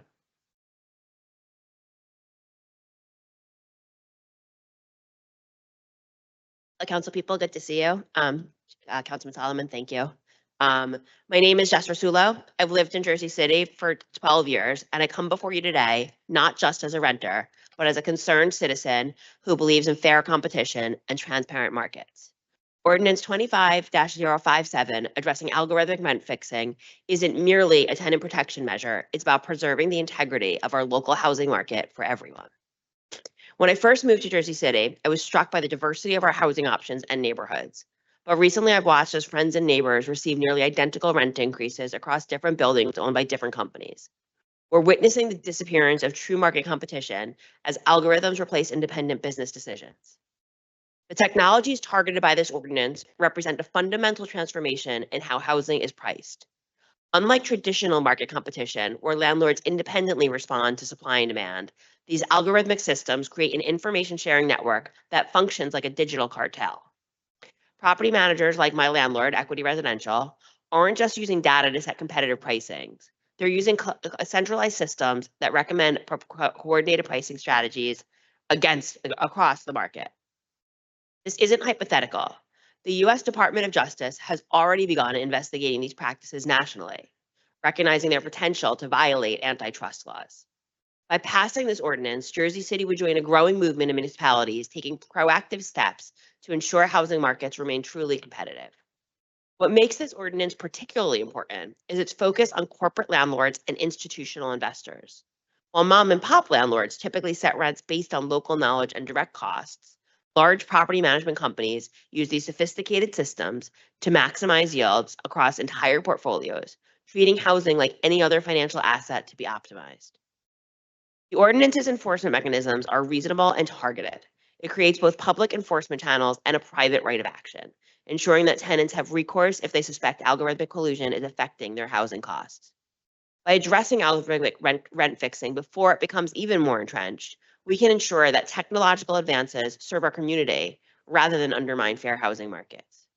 I urge you to support this ordinance and demonstrate that Jersey City remains committed to fair competition, market transparency, and housing affordability for all residents. Thank you for your time and consideration. Have a good evening. Our next speaker, 5.20, Brendan.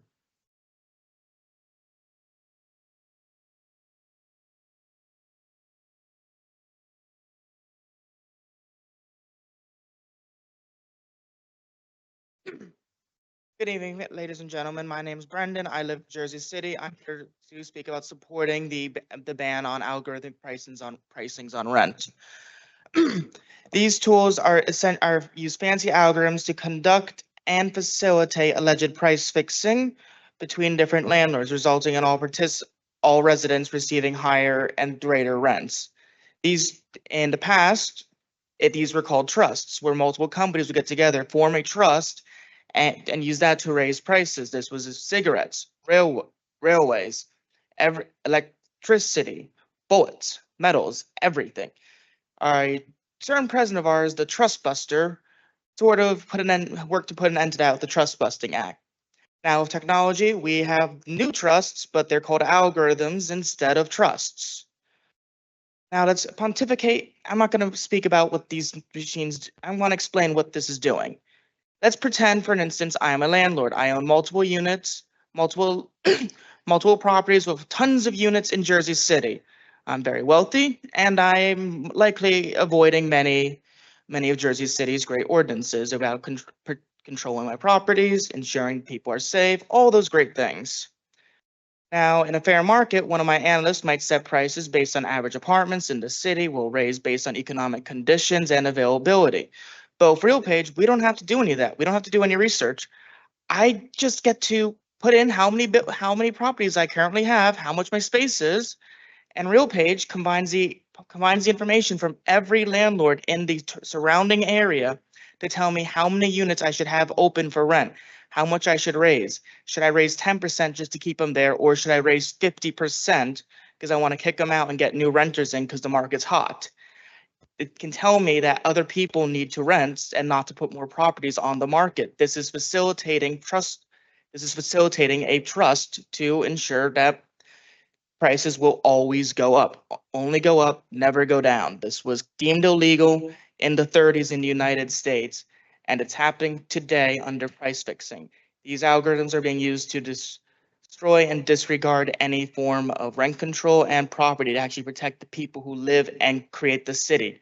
All the money is being taken out of the city's economy and being pushed elsewhere while the city's businesses flourish. Everybody has that favorite restaurant that's shutting down that we can't go to anymore because we can't afford it.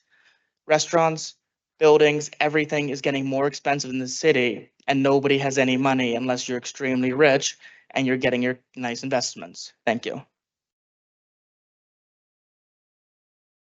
Our next speaker, 5.21, Jessica.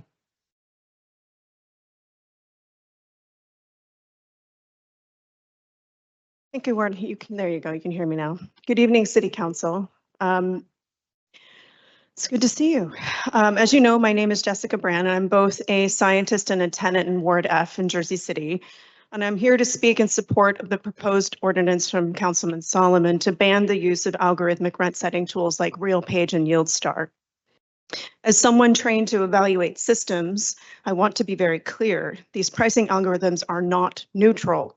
They are engineered to optimize revenue by leveraging shared data from competing landlords. The result is a breakdown in market competition and an artificial inflation of rents.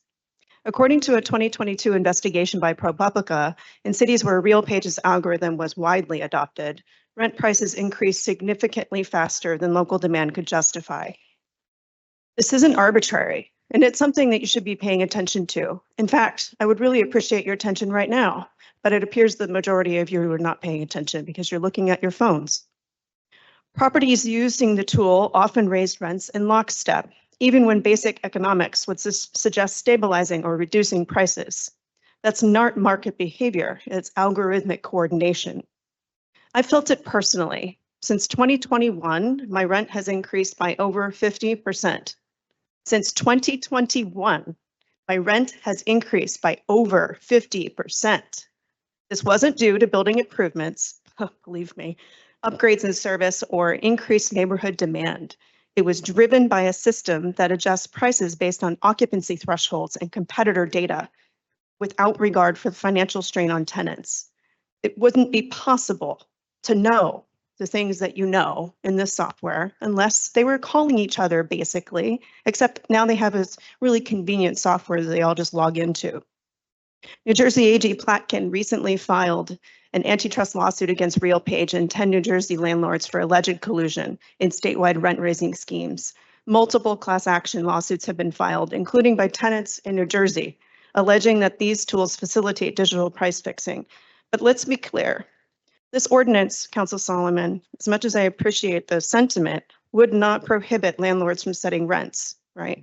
It would actually, and it doesn't provide a mechanism to enforce the monitoring, but it does establish the expectation that pricing decisions are not influenced by shared and automated tools. And that's important. It's important to say what is allowable and reasonable and acceptable. So I thank you for putting this forward. It does restore the idea that landlords must make independent decisions, not ones driven by this algorithmic engine. As a scientist, I believe in evidence-based policy, and the evidence here supports action. Please support this. Thank you. Our next speaker, 5.22, Liv. Hi, everyone. It's been a minute. I've been out of town. My name is Liv Malone. I live in Ward B at 429 Bergen Avenue. The first part of what I have to say is for my landlord, Amir bin Yohanan, regarding the $2,472 a month he's illegally charging me for my one-bedroom apartment. If your paperwork was not on time, it is too late to get in line. Your time to claim an exemption has passed. It passed when you attempted to file a rent control exemption 17 days after filing a certificate of occupancy instead of the 30 days before, as required by Chapter 260. I know this, Amir, you know this, and I may have been out of town for a few months, but best believe all of my neighbors will know too, old and new. The landlord-tenant office also knows your paperwork came too late. This is where my building needs this council's support. What is with the stop and go approach with the landlord-tenant office? What do I mean by this? I was told to notify West of Hudson Properties I have filed an illegal rent petition via certified mail. I did, and delivered proof of that. The landlord-tenant office gave West of Hudson Properties 15 days to respond. That was a month and a half ago. What happens after that? What's the escalation path? I received no other answer other than Housing Preservation hasn't had the chance to review West of Hudson Properties' 5 years late annual landlord registration statement. Is anyone from landlord tenant office willing to put that in writing? I don't think so. I wonder why. The review of an illegal rent petition does not work this way. It doesn't hinge on an annual landlord registration statement. Maybe if the landlord had an existing complete one on file, but West of Hudson Properties did not and still does not. For new buildings to be exempt from rent control, an exemption must be filed on time and tenants must be notified in writing upon move-in that the building is not subject to rent control. West of Hudson Properties did neither, and it's been over a year since I filed an illegal rent petition because of this. Please encourage the Office of Landlord-Tenant Relations to focus on what Chapter 260 says. The stop and go, the blaming, it's feeling very intentional, not just the result of 2 understaffed offices. Thank you. Our next speaker, 5.23, David.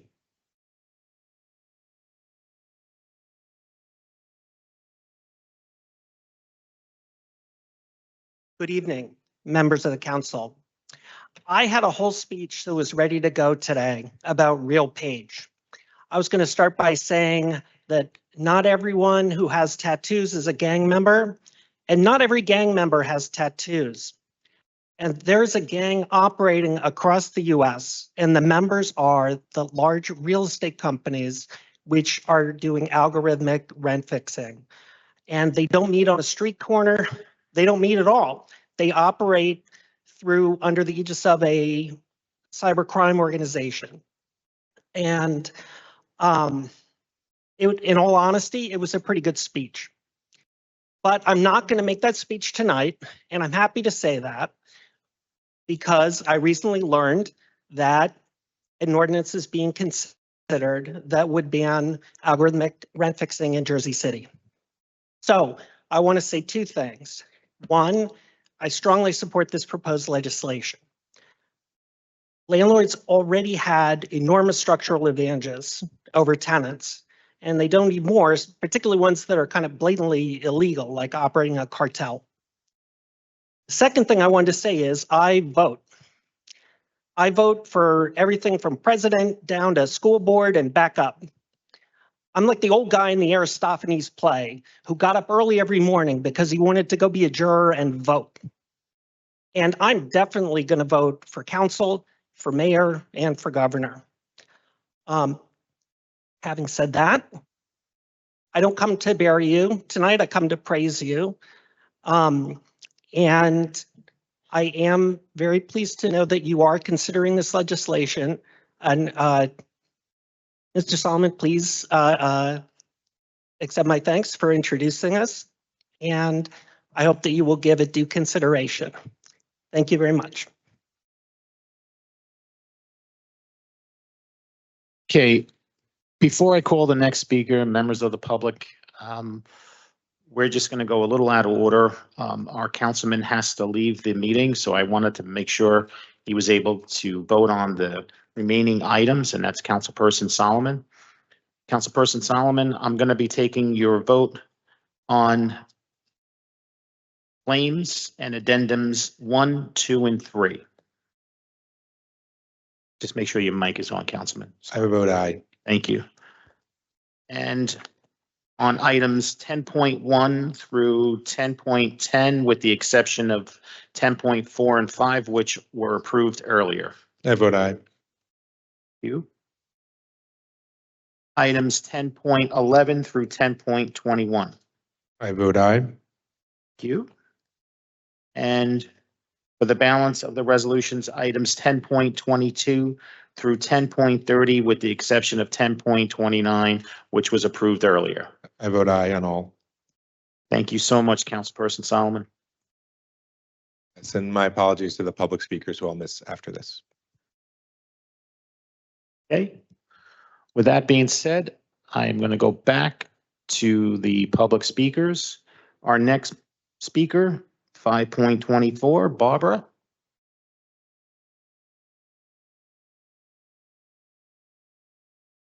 Good evening, City Council members. I'm Barbara Goldberg, a Jersey City renter, and I strongly support the ordinance to prevent algorithmic rent fixing in our housing market.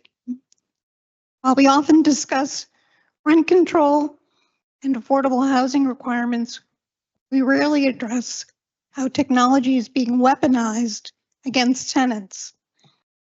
Large property managers, including my landlord, Equity Residential, are using sophisticated software to coordinate pricing, recommend artificial vacancy rates, and systemically drive up rents across entire neighborhoods. This isn't healthy market competition. It's algorithmic collusion that hurts thousands of Jersey City families already struggling with housing costs. The ordinance takes a targeted approach by prohibiting the use of specialized services that facilitate price coordination among landlords. It preserves landlords' ability to set their own rents while preventing anti-competitive practices that artificially inflate housing costs. As institutional investors continue buying up Jersey City housing, this protection becomes increasingly urgent. Without it, large property owners can effectively operate as cartels, using algorithms to extract maximum profit at the expense of residents.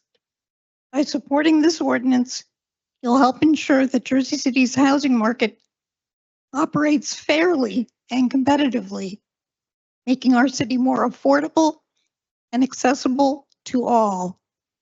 Thank you for considering this important tenant protection measure. Good evening.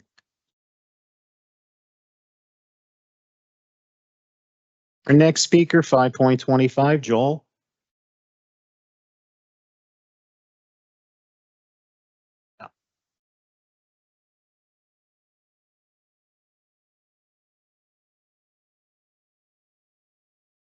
Good evening. As we all know, the Attorney General did file a lawsuit against RealPage and 10 corporate mega landlords for alleging price fixing.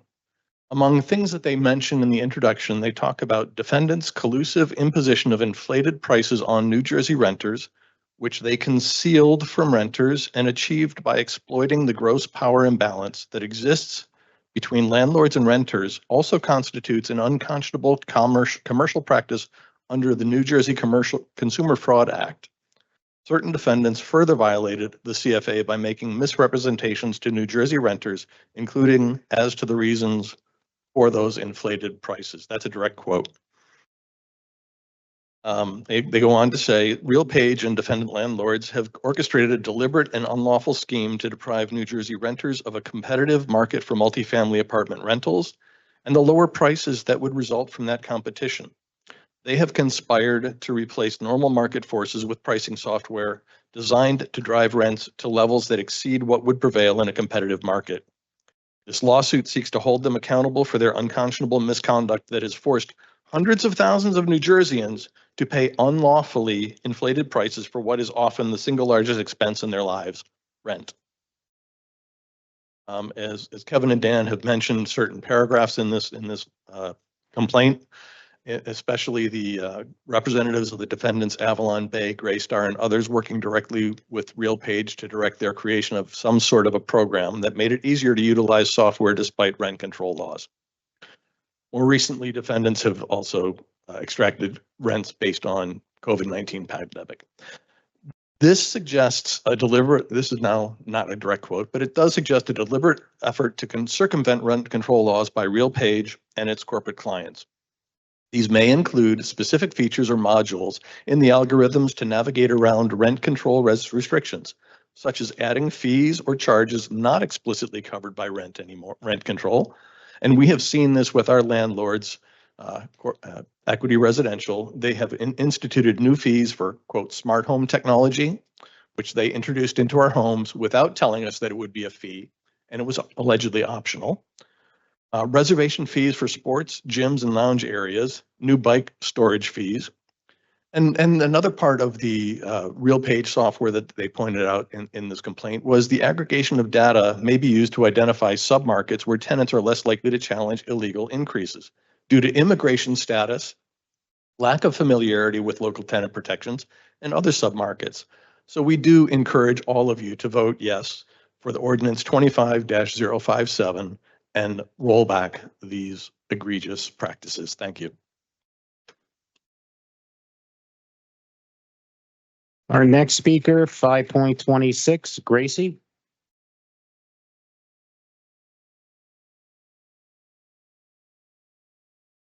Evening, council members. I'm here to support Ordinance 25-056 and Ordinance 25-057, and I'd like to share a perspective you may not have considered. Behind the visible skyline of Jersey City lies an invisible architecture, one made not of steel and glass, but of lines of code and hidden decision systems that shape our lives more profoundly than any physical structure.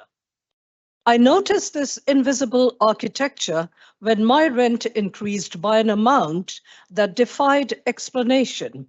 No improvements to my building, no changes in the neighborhood, just an opaque algorithm deciding I should pay more to keep my home. What the New Jersey Attorney General revealed recently is that this invisible architecture was deliberately designed to extract maximum profit from tenants while circumventing the protections this council established. The lawsuit describes how RealPage and major landlords created systems specifically to navigate around rent control laws. This invisible architecture extends beyond pricing algorithms. It's built into how building service workers are compensated. When these essential workers are underpaid, that too is by design, another room in this hidden structure where profit trumps people. Ordinance 25057 would dismantle part of this invisible architecture by banning algorithmic rent fixing. Ordinance 25056 would rebuild another part by ensuring building service workers receive fair wages and benefits. But here's the truth. These ordinances will join others in that invisible architecture unless you guarantee their enforcement. I'm not against development or landlords. I'm against exploitation. I'm for fair treatment of tenants and workers alike. What I want is to tear down this invisible architecture and build something transparent, equitable, and humane in its place. Will you join us in this construction project? Thank you. Our next speaker, 5.27, Drew.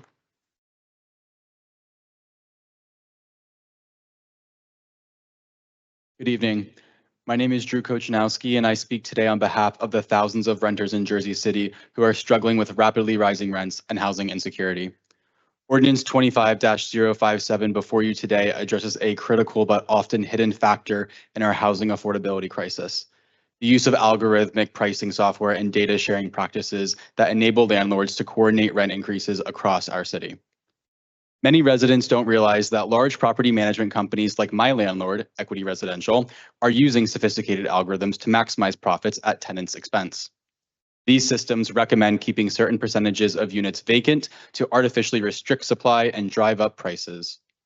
They analyze competitor pricing to ensure rents rise in lockstep across different buildings and neighborhoods.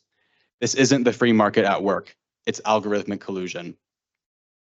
When institutional investors own multiple properties and use these pricing tools, they're not competing with each other. They're coordinating to extract maximum profit from Jersey City's residents. For families already spending over 30% of their income on housing, these artificial rent hikes can mean choosing between paying rent or other essential needs like healthcare or food. This ordinance takes a measured, targeted approach to address this problem. It doesn't limit a landlord's ability to set rents based on their own assessment of the market. It simply prohibits the use of specialized software and services designed specifically to coordinate pricing among what should be competing property owners.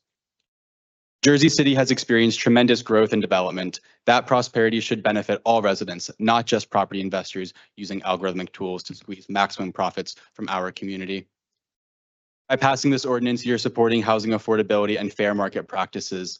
You're saying that in Jersey City, housing isn't just a commodity to be price fixed by algorithms. It's a fundamental need for our residents and the foundation of our community. I urge you to support this ordinance. Thank you for your time and consideration.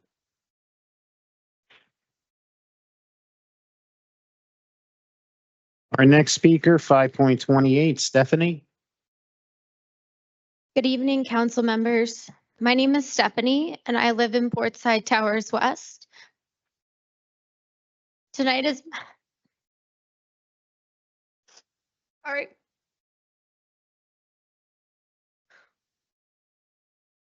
my first time speaking, and I'm here to share the personal impact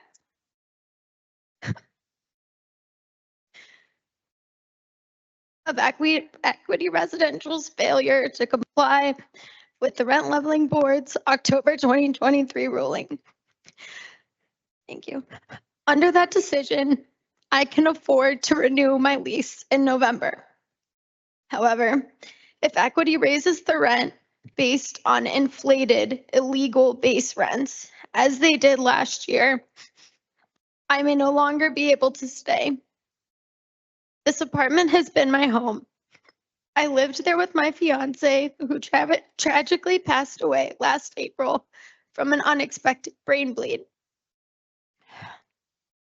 The past year has been the most difficult of my life. And one of the few things that gave me stability through the grief was having a safe and consistent place to live. I'm deeply concerned that by the fall, nothing will have changed. I think about it nearly every day, and I know that I'm not alone. Many other residents, especially families with children, are in the same place. We know Equity has a pattern of delay, and the longer this continues, the more uncertainty and stress tenants are forced to carry. I want to thank the city for reviewing the complaints that have been submitted and for taking them under consideration. I sincerely hope that a clear resolution comes soon for myself and for the many others who are waiting.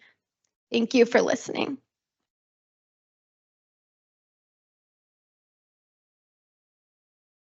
Our next speaker, 5.29, Essence. Not here, thank you. Next speaker, 5.30, Courtney. Courtney is here, I see her.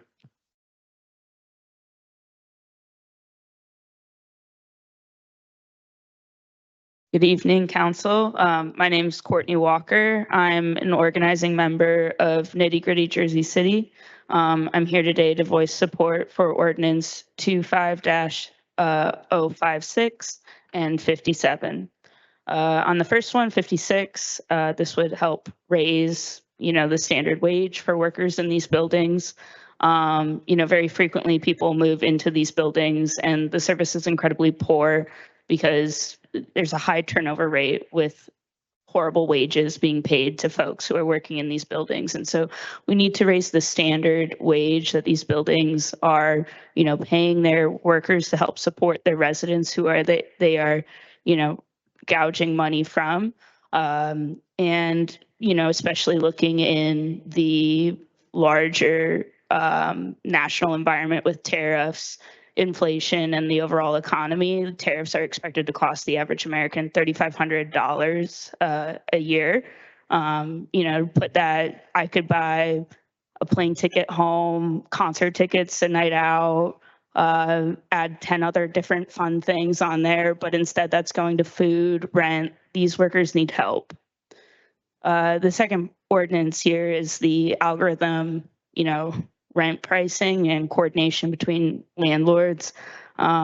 fully in favor of this. My day job, I work as an analytics engineer, so I know how powerful data is for these companies. These companies do not care about the individual on the other end. They just want the data to show them, how can I make more money? That's what these algorithms and this code is doing.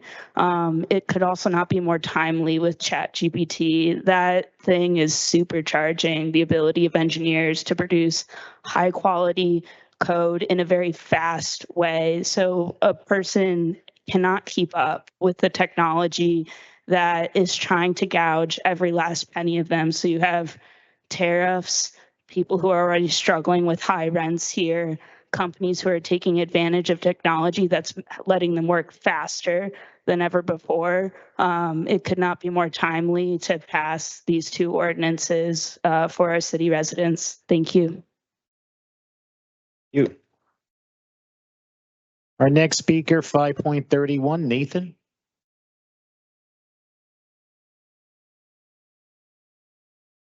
Good evening, council people. Thank you for being here this evening and for hearing the concerns of your community members. My name is Nathan McCormick. I'm a resident of McGinley Square, and I am on the board of the McGinley Square Community Board. I'm here to speak in support of resolution number 25-326, which is simply to allow our group to apply for an application to acquire funding to create a community garden, where a community garden has stood for the last 24 years, 25 years. I'm going to keep this brief because I was literally here 2 weeks ago to speak in support of the same resolution, which is a time-sensitive resolution. And tonight, I'm only going to offer my continued support and thank you all for your support for this resolution in what our group believes is essentially a win-win situation for both us, the community, the city, the landowners. Everyone involved in this situation can come out the other side of this feeling whole, essentially.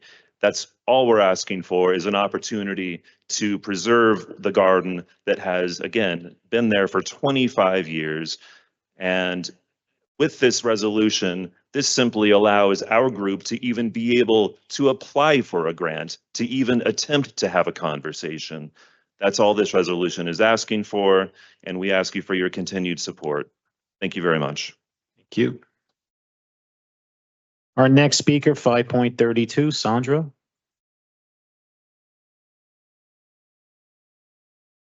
Good evening, council members. Welcome, Councilperson Hewlings. Thank you for your attention this evening. I am Sandra Edwards Beesing Riley, a lifelong resident of Jersey City, former social worker, current experiential educator at St. Peter's University. I am the proud daughter of India N. Edwards and Clarence Dutch Edwards, both who served Jersey City long and well. My family has lived at 122 Glenwood since 1957, my husband and I since 1990. Over many years, I've witnessed tremendous change, not all for the good. Most recently, as a member of the McGinley Square Community Board and as a caring, compassionate, and concerned individual, I challenged the right of developers to invade and change the character of our block. Together with the McGinley Square Community Board, we appealed and initially secured the approval of the planning and zoning boards to stay the plans of the developers at 124 and 128. The 128 lot is what prompts me to speak. Previously a community garden, that space needs to be protected from the encroachment of developers and restored to its life-enhancing properties. Not only a source of spiritual refreshment, the garden provided nourishing food for St. Peter's students, neighbors, and the greater community. It also created a welcoming space where visions for a green and vibrant future ultimately materialized. Looking again to the future, this green and open space would be an excellent site for experiential learning opportunities for students, leading to enhancements in gardening, quality produce, and environmental sustainability. Every neighborhood in every city needs green space, open space. No one can argue that. With increased levels of pollution and decreased levels of available oxygen, safe open spaces for trees and gardens are vital to our mental, physical, and spiritual well-being. It's an undeniable fact that the green and lovely space, the garden which St. Peter's University faculty, staff, students, and community volunteers cultivated previously at 128 Glenwood should be restored, expanded, preserved. Thank you for voting to support Resolution 25-326. Thank you for your attention. Thank you. Our next speaker, 5.33, George.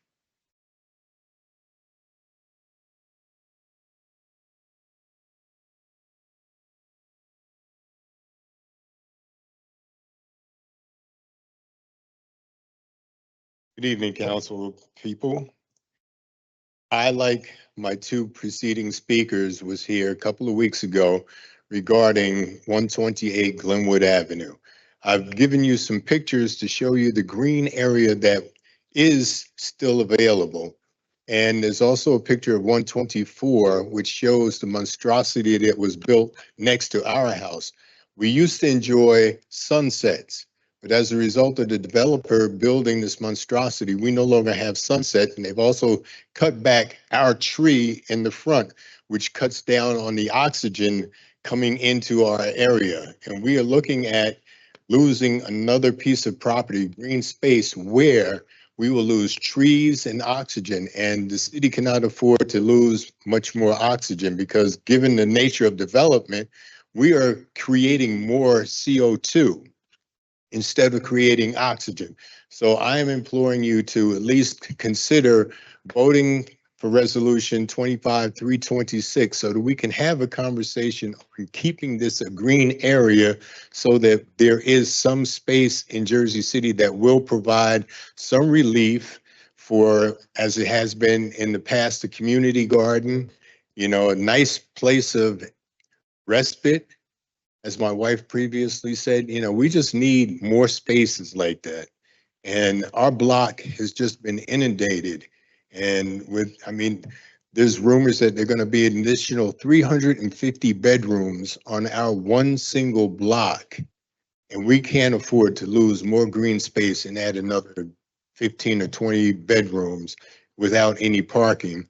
And that's just creating more and more challenging situations for the the residents of Jersey City, not just the residents of McGinley Square and Glenwood Avenue. Thank you for your time and consideration. Thank you. Our next speaker, 5.34, Sharon. Sharon here.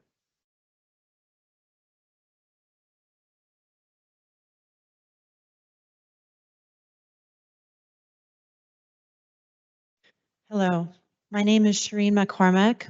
I'm the president of McGinley Square Community Board, Neighborhood Group, and 501c3, a Jersey City Woman of Action 2024, and Hudson County Women's History Month honoree 2025. Thank you, City Council, for understanding how important green spaces are to our community. Thank you, Councilman Rich Boggiano, for sponsoring.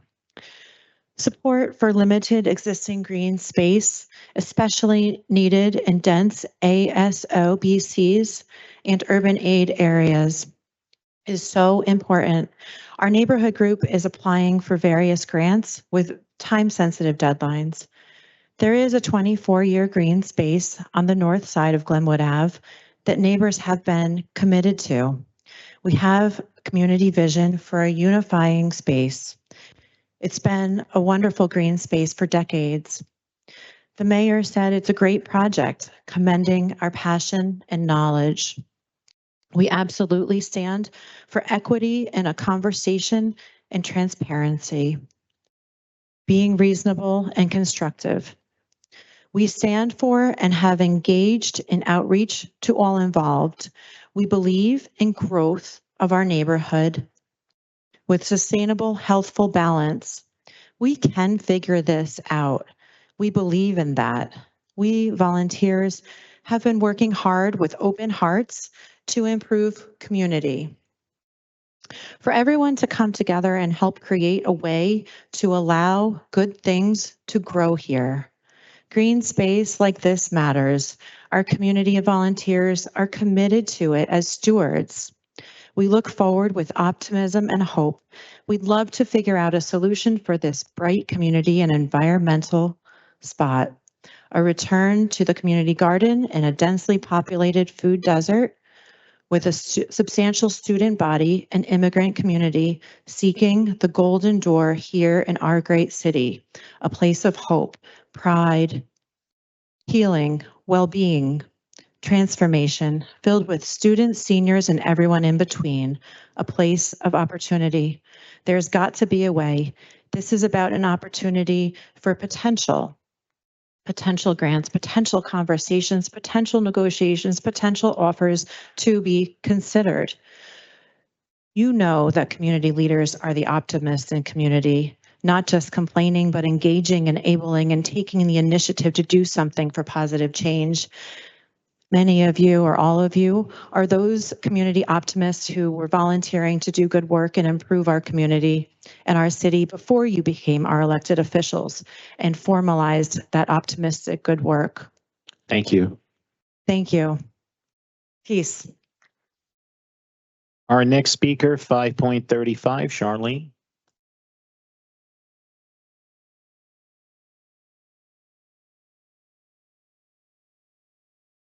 Good evening, Council. I cannot speak more eloquently about what McGinley Square Community Board is attempting to do with green space on their block. You've heard from neighbors, you've heard from those in the organization, but what I would like to speak about is certainly the role that the city plays when residents see a vision for their neighborhood to make it better and actually come together to do a lot of the legwork and the groundwork that it requires, as they have done.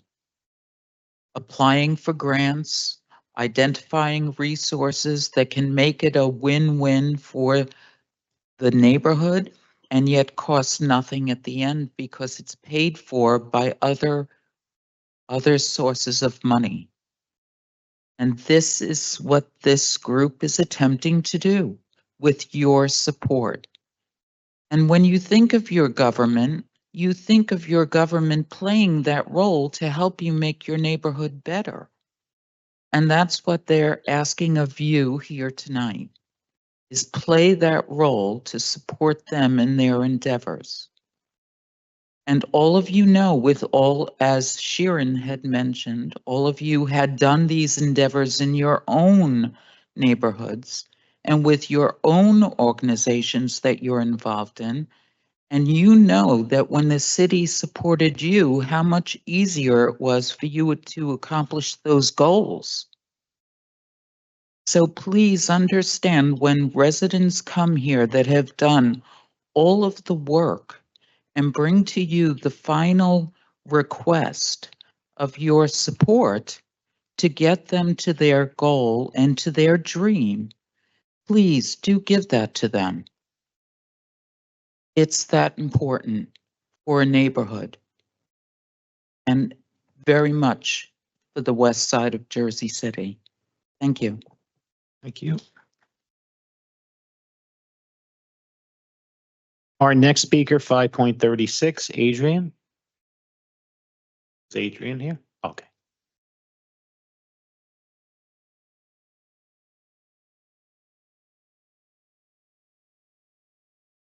Good evening, council members. My name is Adrian Orozco, and I serve as the New Jersey Political Director for SEIU Local 32BJ. We represent over 185,000 property service workers on the East Coast, including nearly 15,000 here in New Jersey. 1,500 of them live right here in Jersey City. I'm here today to first thank you for the introduction of ordinances 25056 and 25057, and to urge you to vote in favor of them at the next council meeting. So the first one, 056, updates and strengthens Jersey City's standard wage law.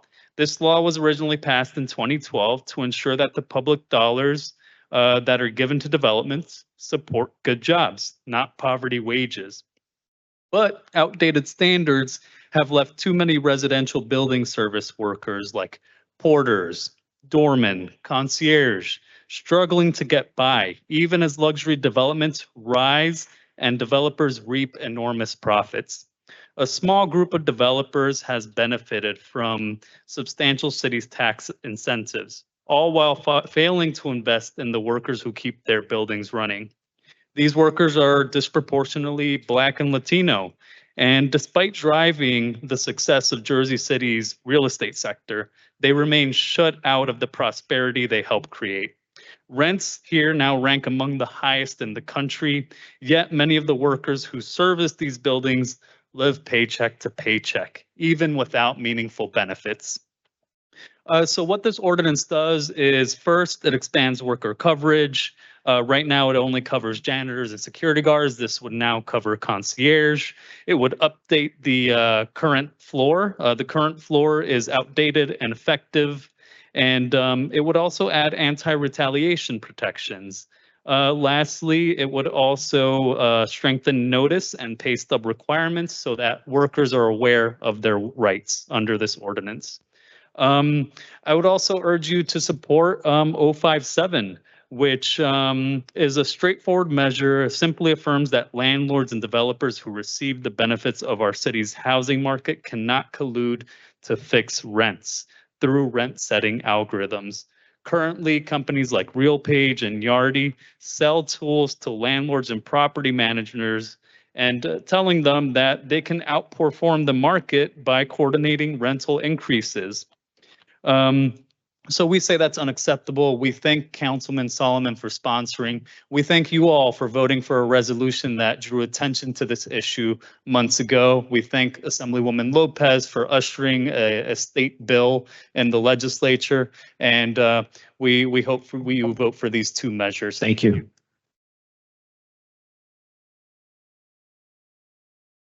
Our next speaker, 5.37, Kayleen.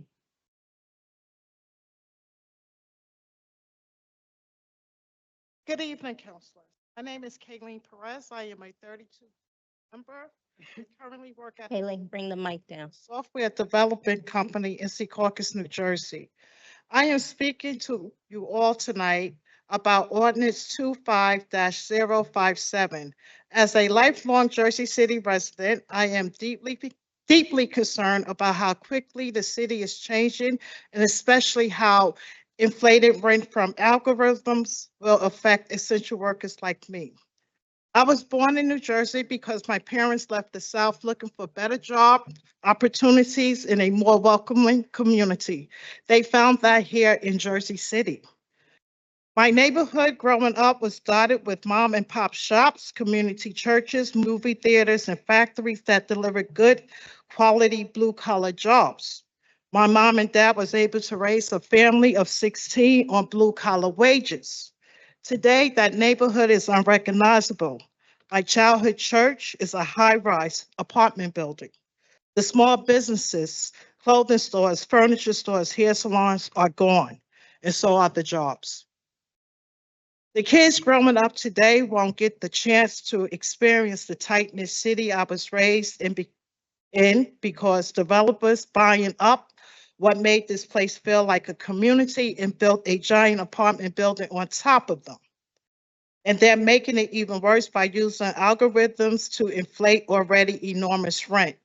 If nothing changed, I am worried that the city I was born and raised in will no longer be available to me in retirement age. For the last 13 years, I have lived in the McGinley Square area. Where I first moved there, rent was $800 for one bedroom, with a predictable annual increase of $50 per year. But this January, I was hit with a $350 hike to my rent. I now pay $1,500 a month. And because I want to stay in a city I was raised, I have no other choice but to pay. Everywhere else is just as unaffordable. Thank you.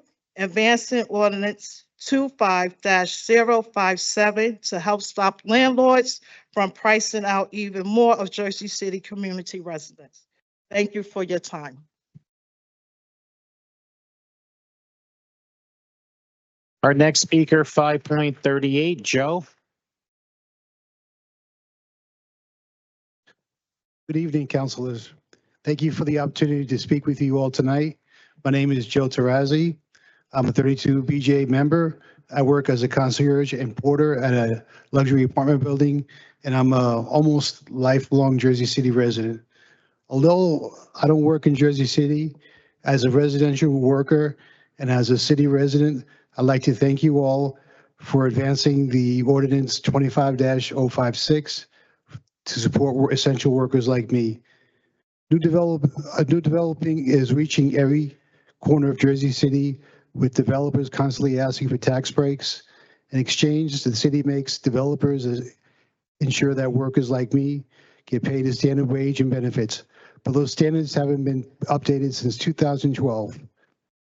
It's a standard that no longer represents a living wage, and it doesn't represent our value either. I know what it is like to have to take out trash and recycling for 200 apartments in one building and handle nearly 100 packages a day while taking all sorts of requests from residents. Residential workers are the backbone of these buildings, and we deserve a fair share of the wealth we help create. This ordinance would set minimum compensation at $24 an hour with 12 paid holidays a year and 2 weeks of paid vacation after 1 year of service. I can tell you that there is a lot of fear and uncertainty among essential workers that the burden on who bears the brunt of rising costs is more unbalanced than it has ever been before. This new standard goes a long way towards fixing that. Thank you.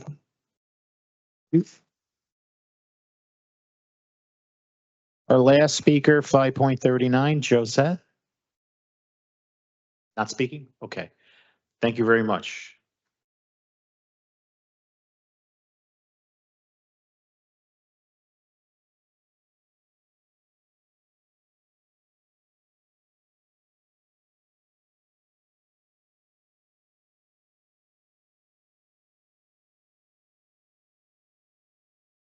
Sorry about that.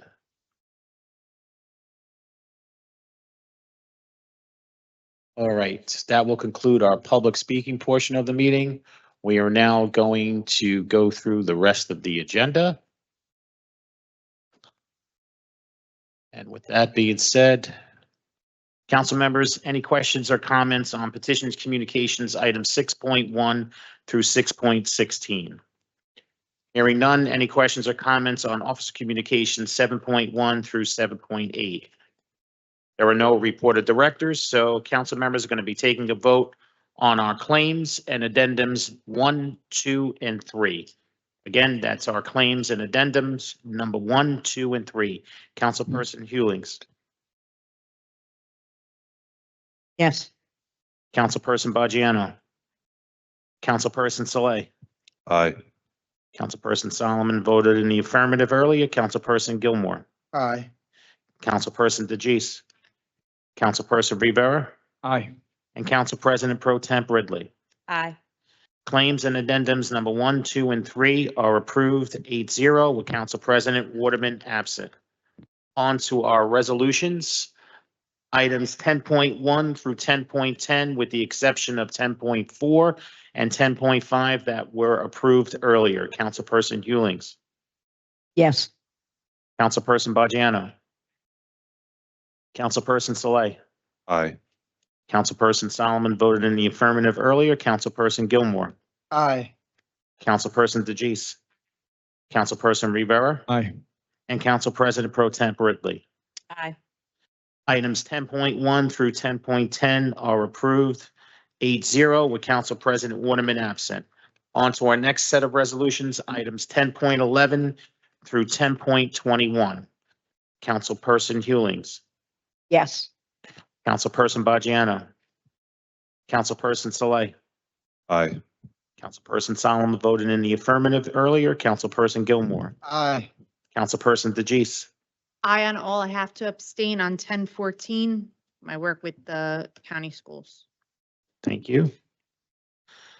Councilperson Rivera. Aye on all, and on 14, I'll have to abstain. And Council President Pro Temp Ridley. Aye. Okay, items 10.11 through 10.13 are approved 8-0. Councilperson Waterman absent. Item 10.14 is approved 6-0-2, with council members DeGise and Rivera abstaining and Council President Waterman absent. And items 10.15 through 21 are approved 8-0, with Council President Waterman absent. On to the balance of our resolutions. Items 10.22 through 10.30, with the exception of 10.29, which has been approved earlier. Councilperson Hewlings. Yes.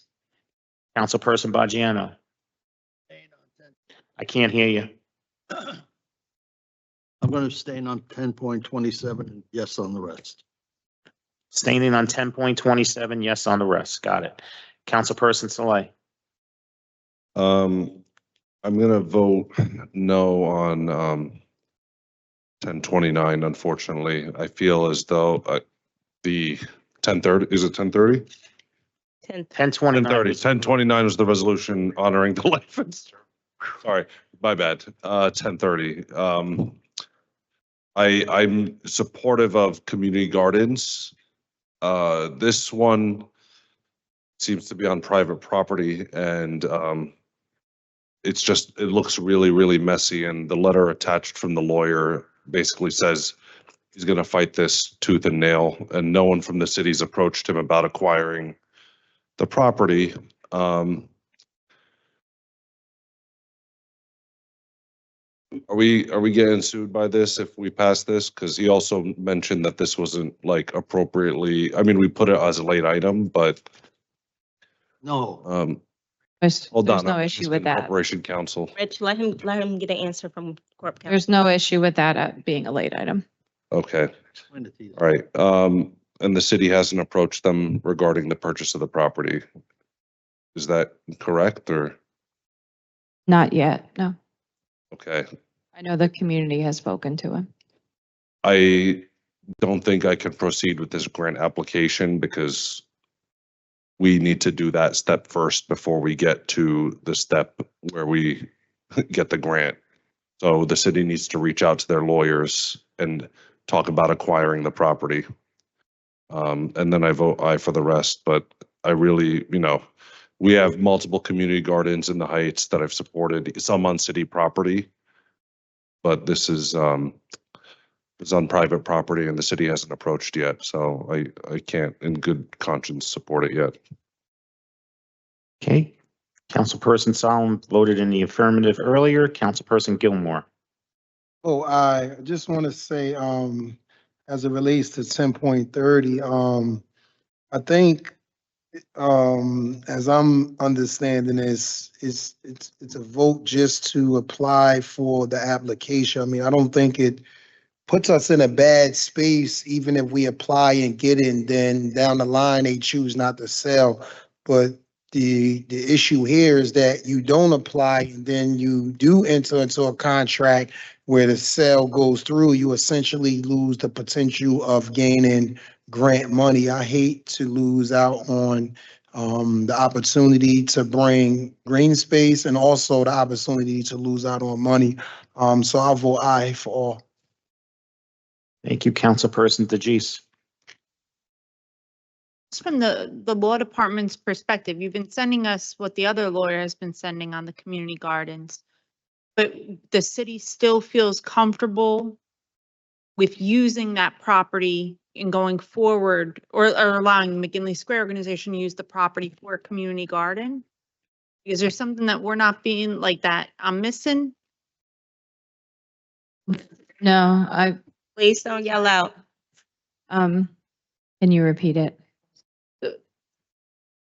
From your standpoint in the law department, even with understanding that the owner has, their own legal team and they're going to fight us using this property, they're not willing to give it up, that the city is still comfortable with using this address for the community garden, because this grant money could be used for another property for McGinley Square. The Catherine Todd Center has, the vacant property across the street. Lincoln Park is close by. Like, we should be using grant money and going after this, but this property is not going to allow us to do that. So this resolution would allow the community group to apply for the Hudson County Open Space Trust Fund funding. Their purpose is acquisition to use it as a community garden. That's what their application will say, and that's what's going before the Hudson County Open Space Trust Fund. This would authorize from the council and allow them to do that, to make the application. But we have to give them the authorization to apply? Correct. Yep. I'm going to vote aye on everything, but no on 30. Community gardens are a tremendous asset to the community. We should be applying for this grant. We should not be assigning that address. We can't claim somebody else's land. And because the owner does not seem to want to work with the organization or the city on this, I don't know why we're not using our time and energy for another space in McGinley Square that has vacant lands that could really benefit from something like this. I work at County Prep High School in Montgomery. I can give you a whole handful of places that would really benefit, and I can send you some students to help out too. Don't turn down grant money because it's going away. I'm not comfortable with this, us not being on board with the owner.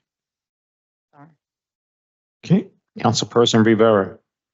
So, listen, I'm gonna vote for this, but I just wanted to be on the record, especially to the McGinley Square people, that this is someone's property that we are going to impose on. So, I mean, although I think that, I'm optimistic that, there's going to be an agreement there, somewhere.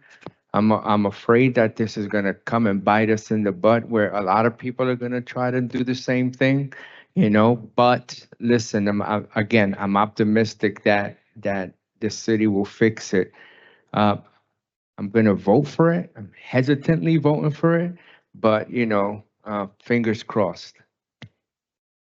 Sean? So are you voting on? I vote aye on everything. Okay. Sean? Yes. Can I made a mistake on 1027. I have to vote yes.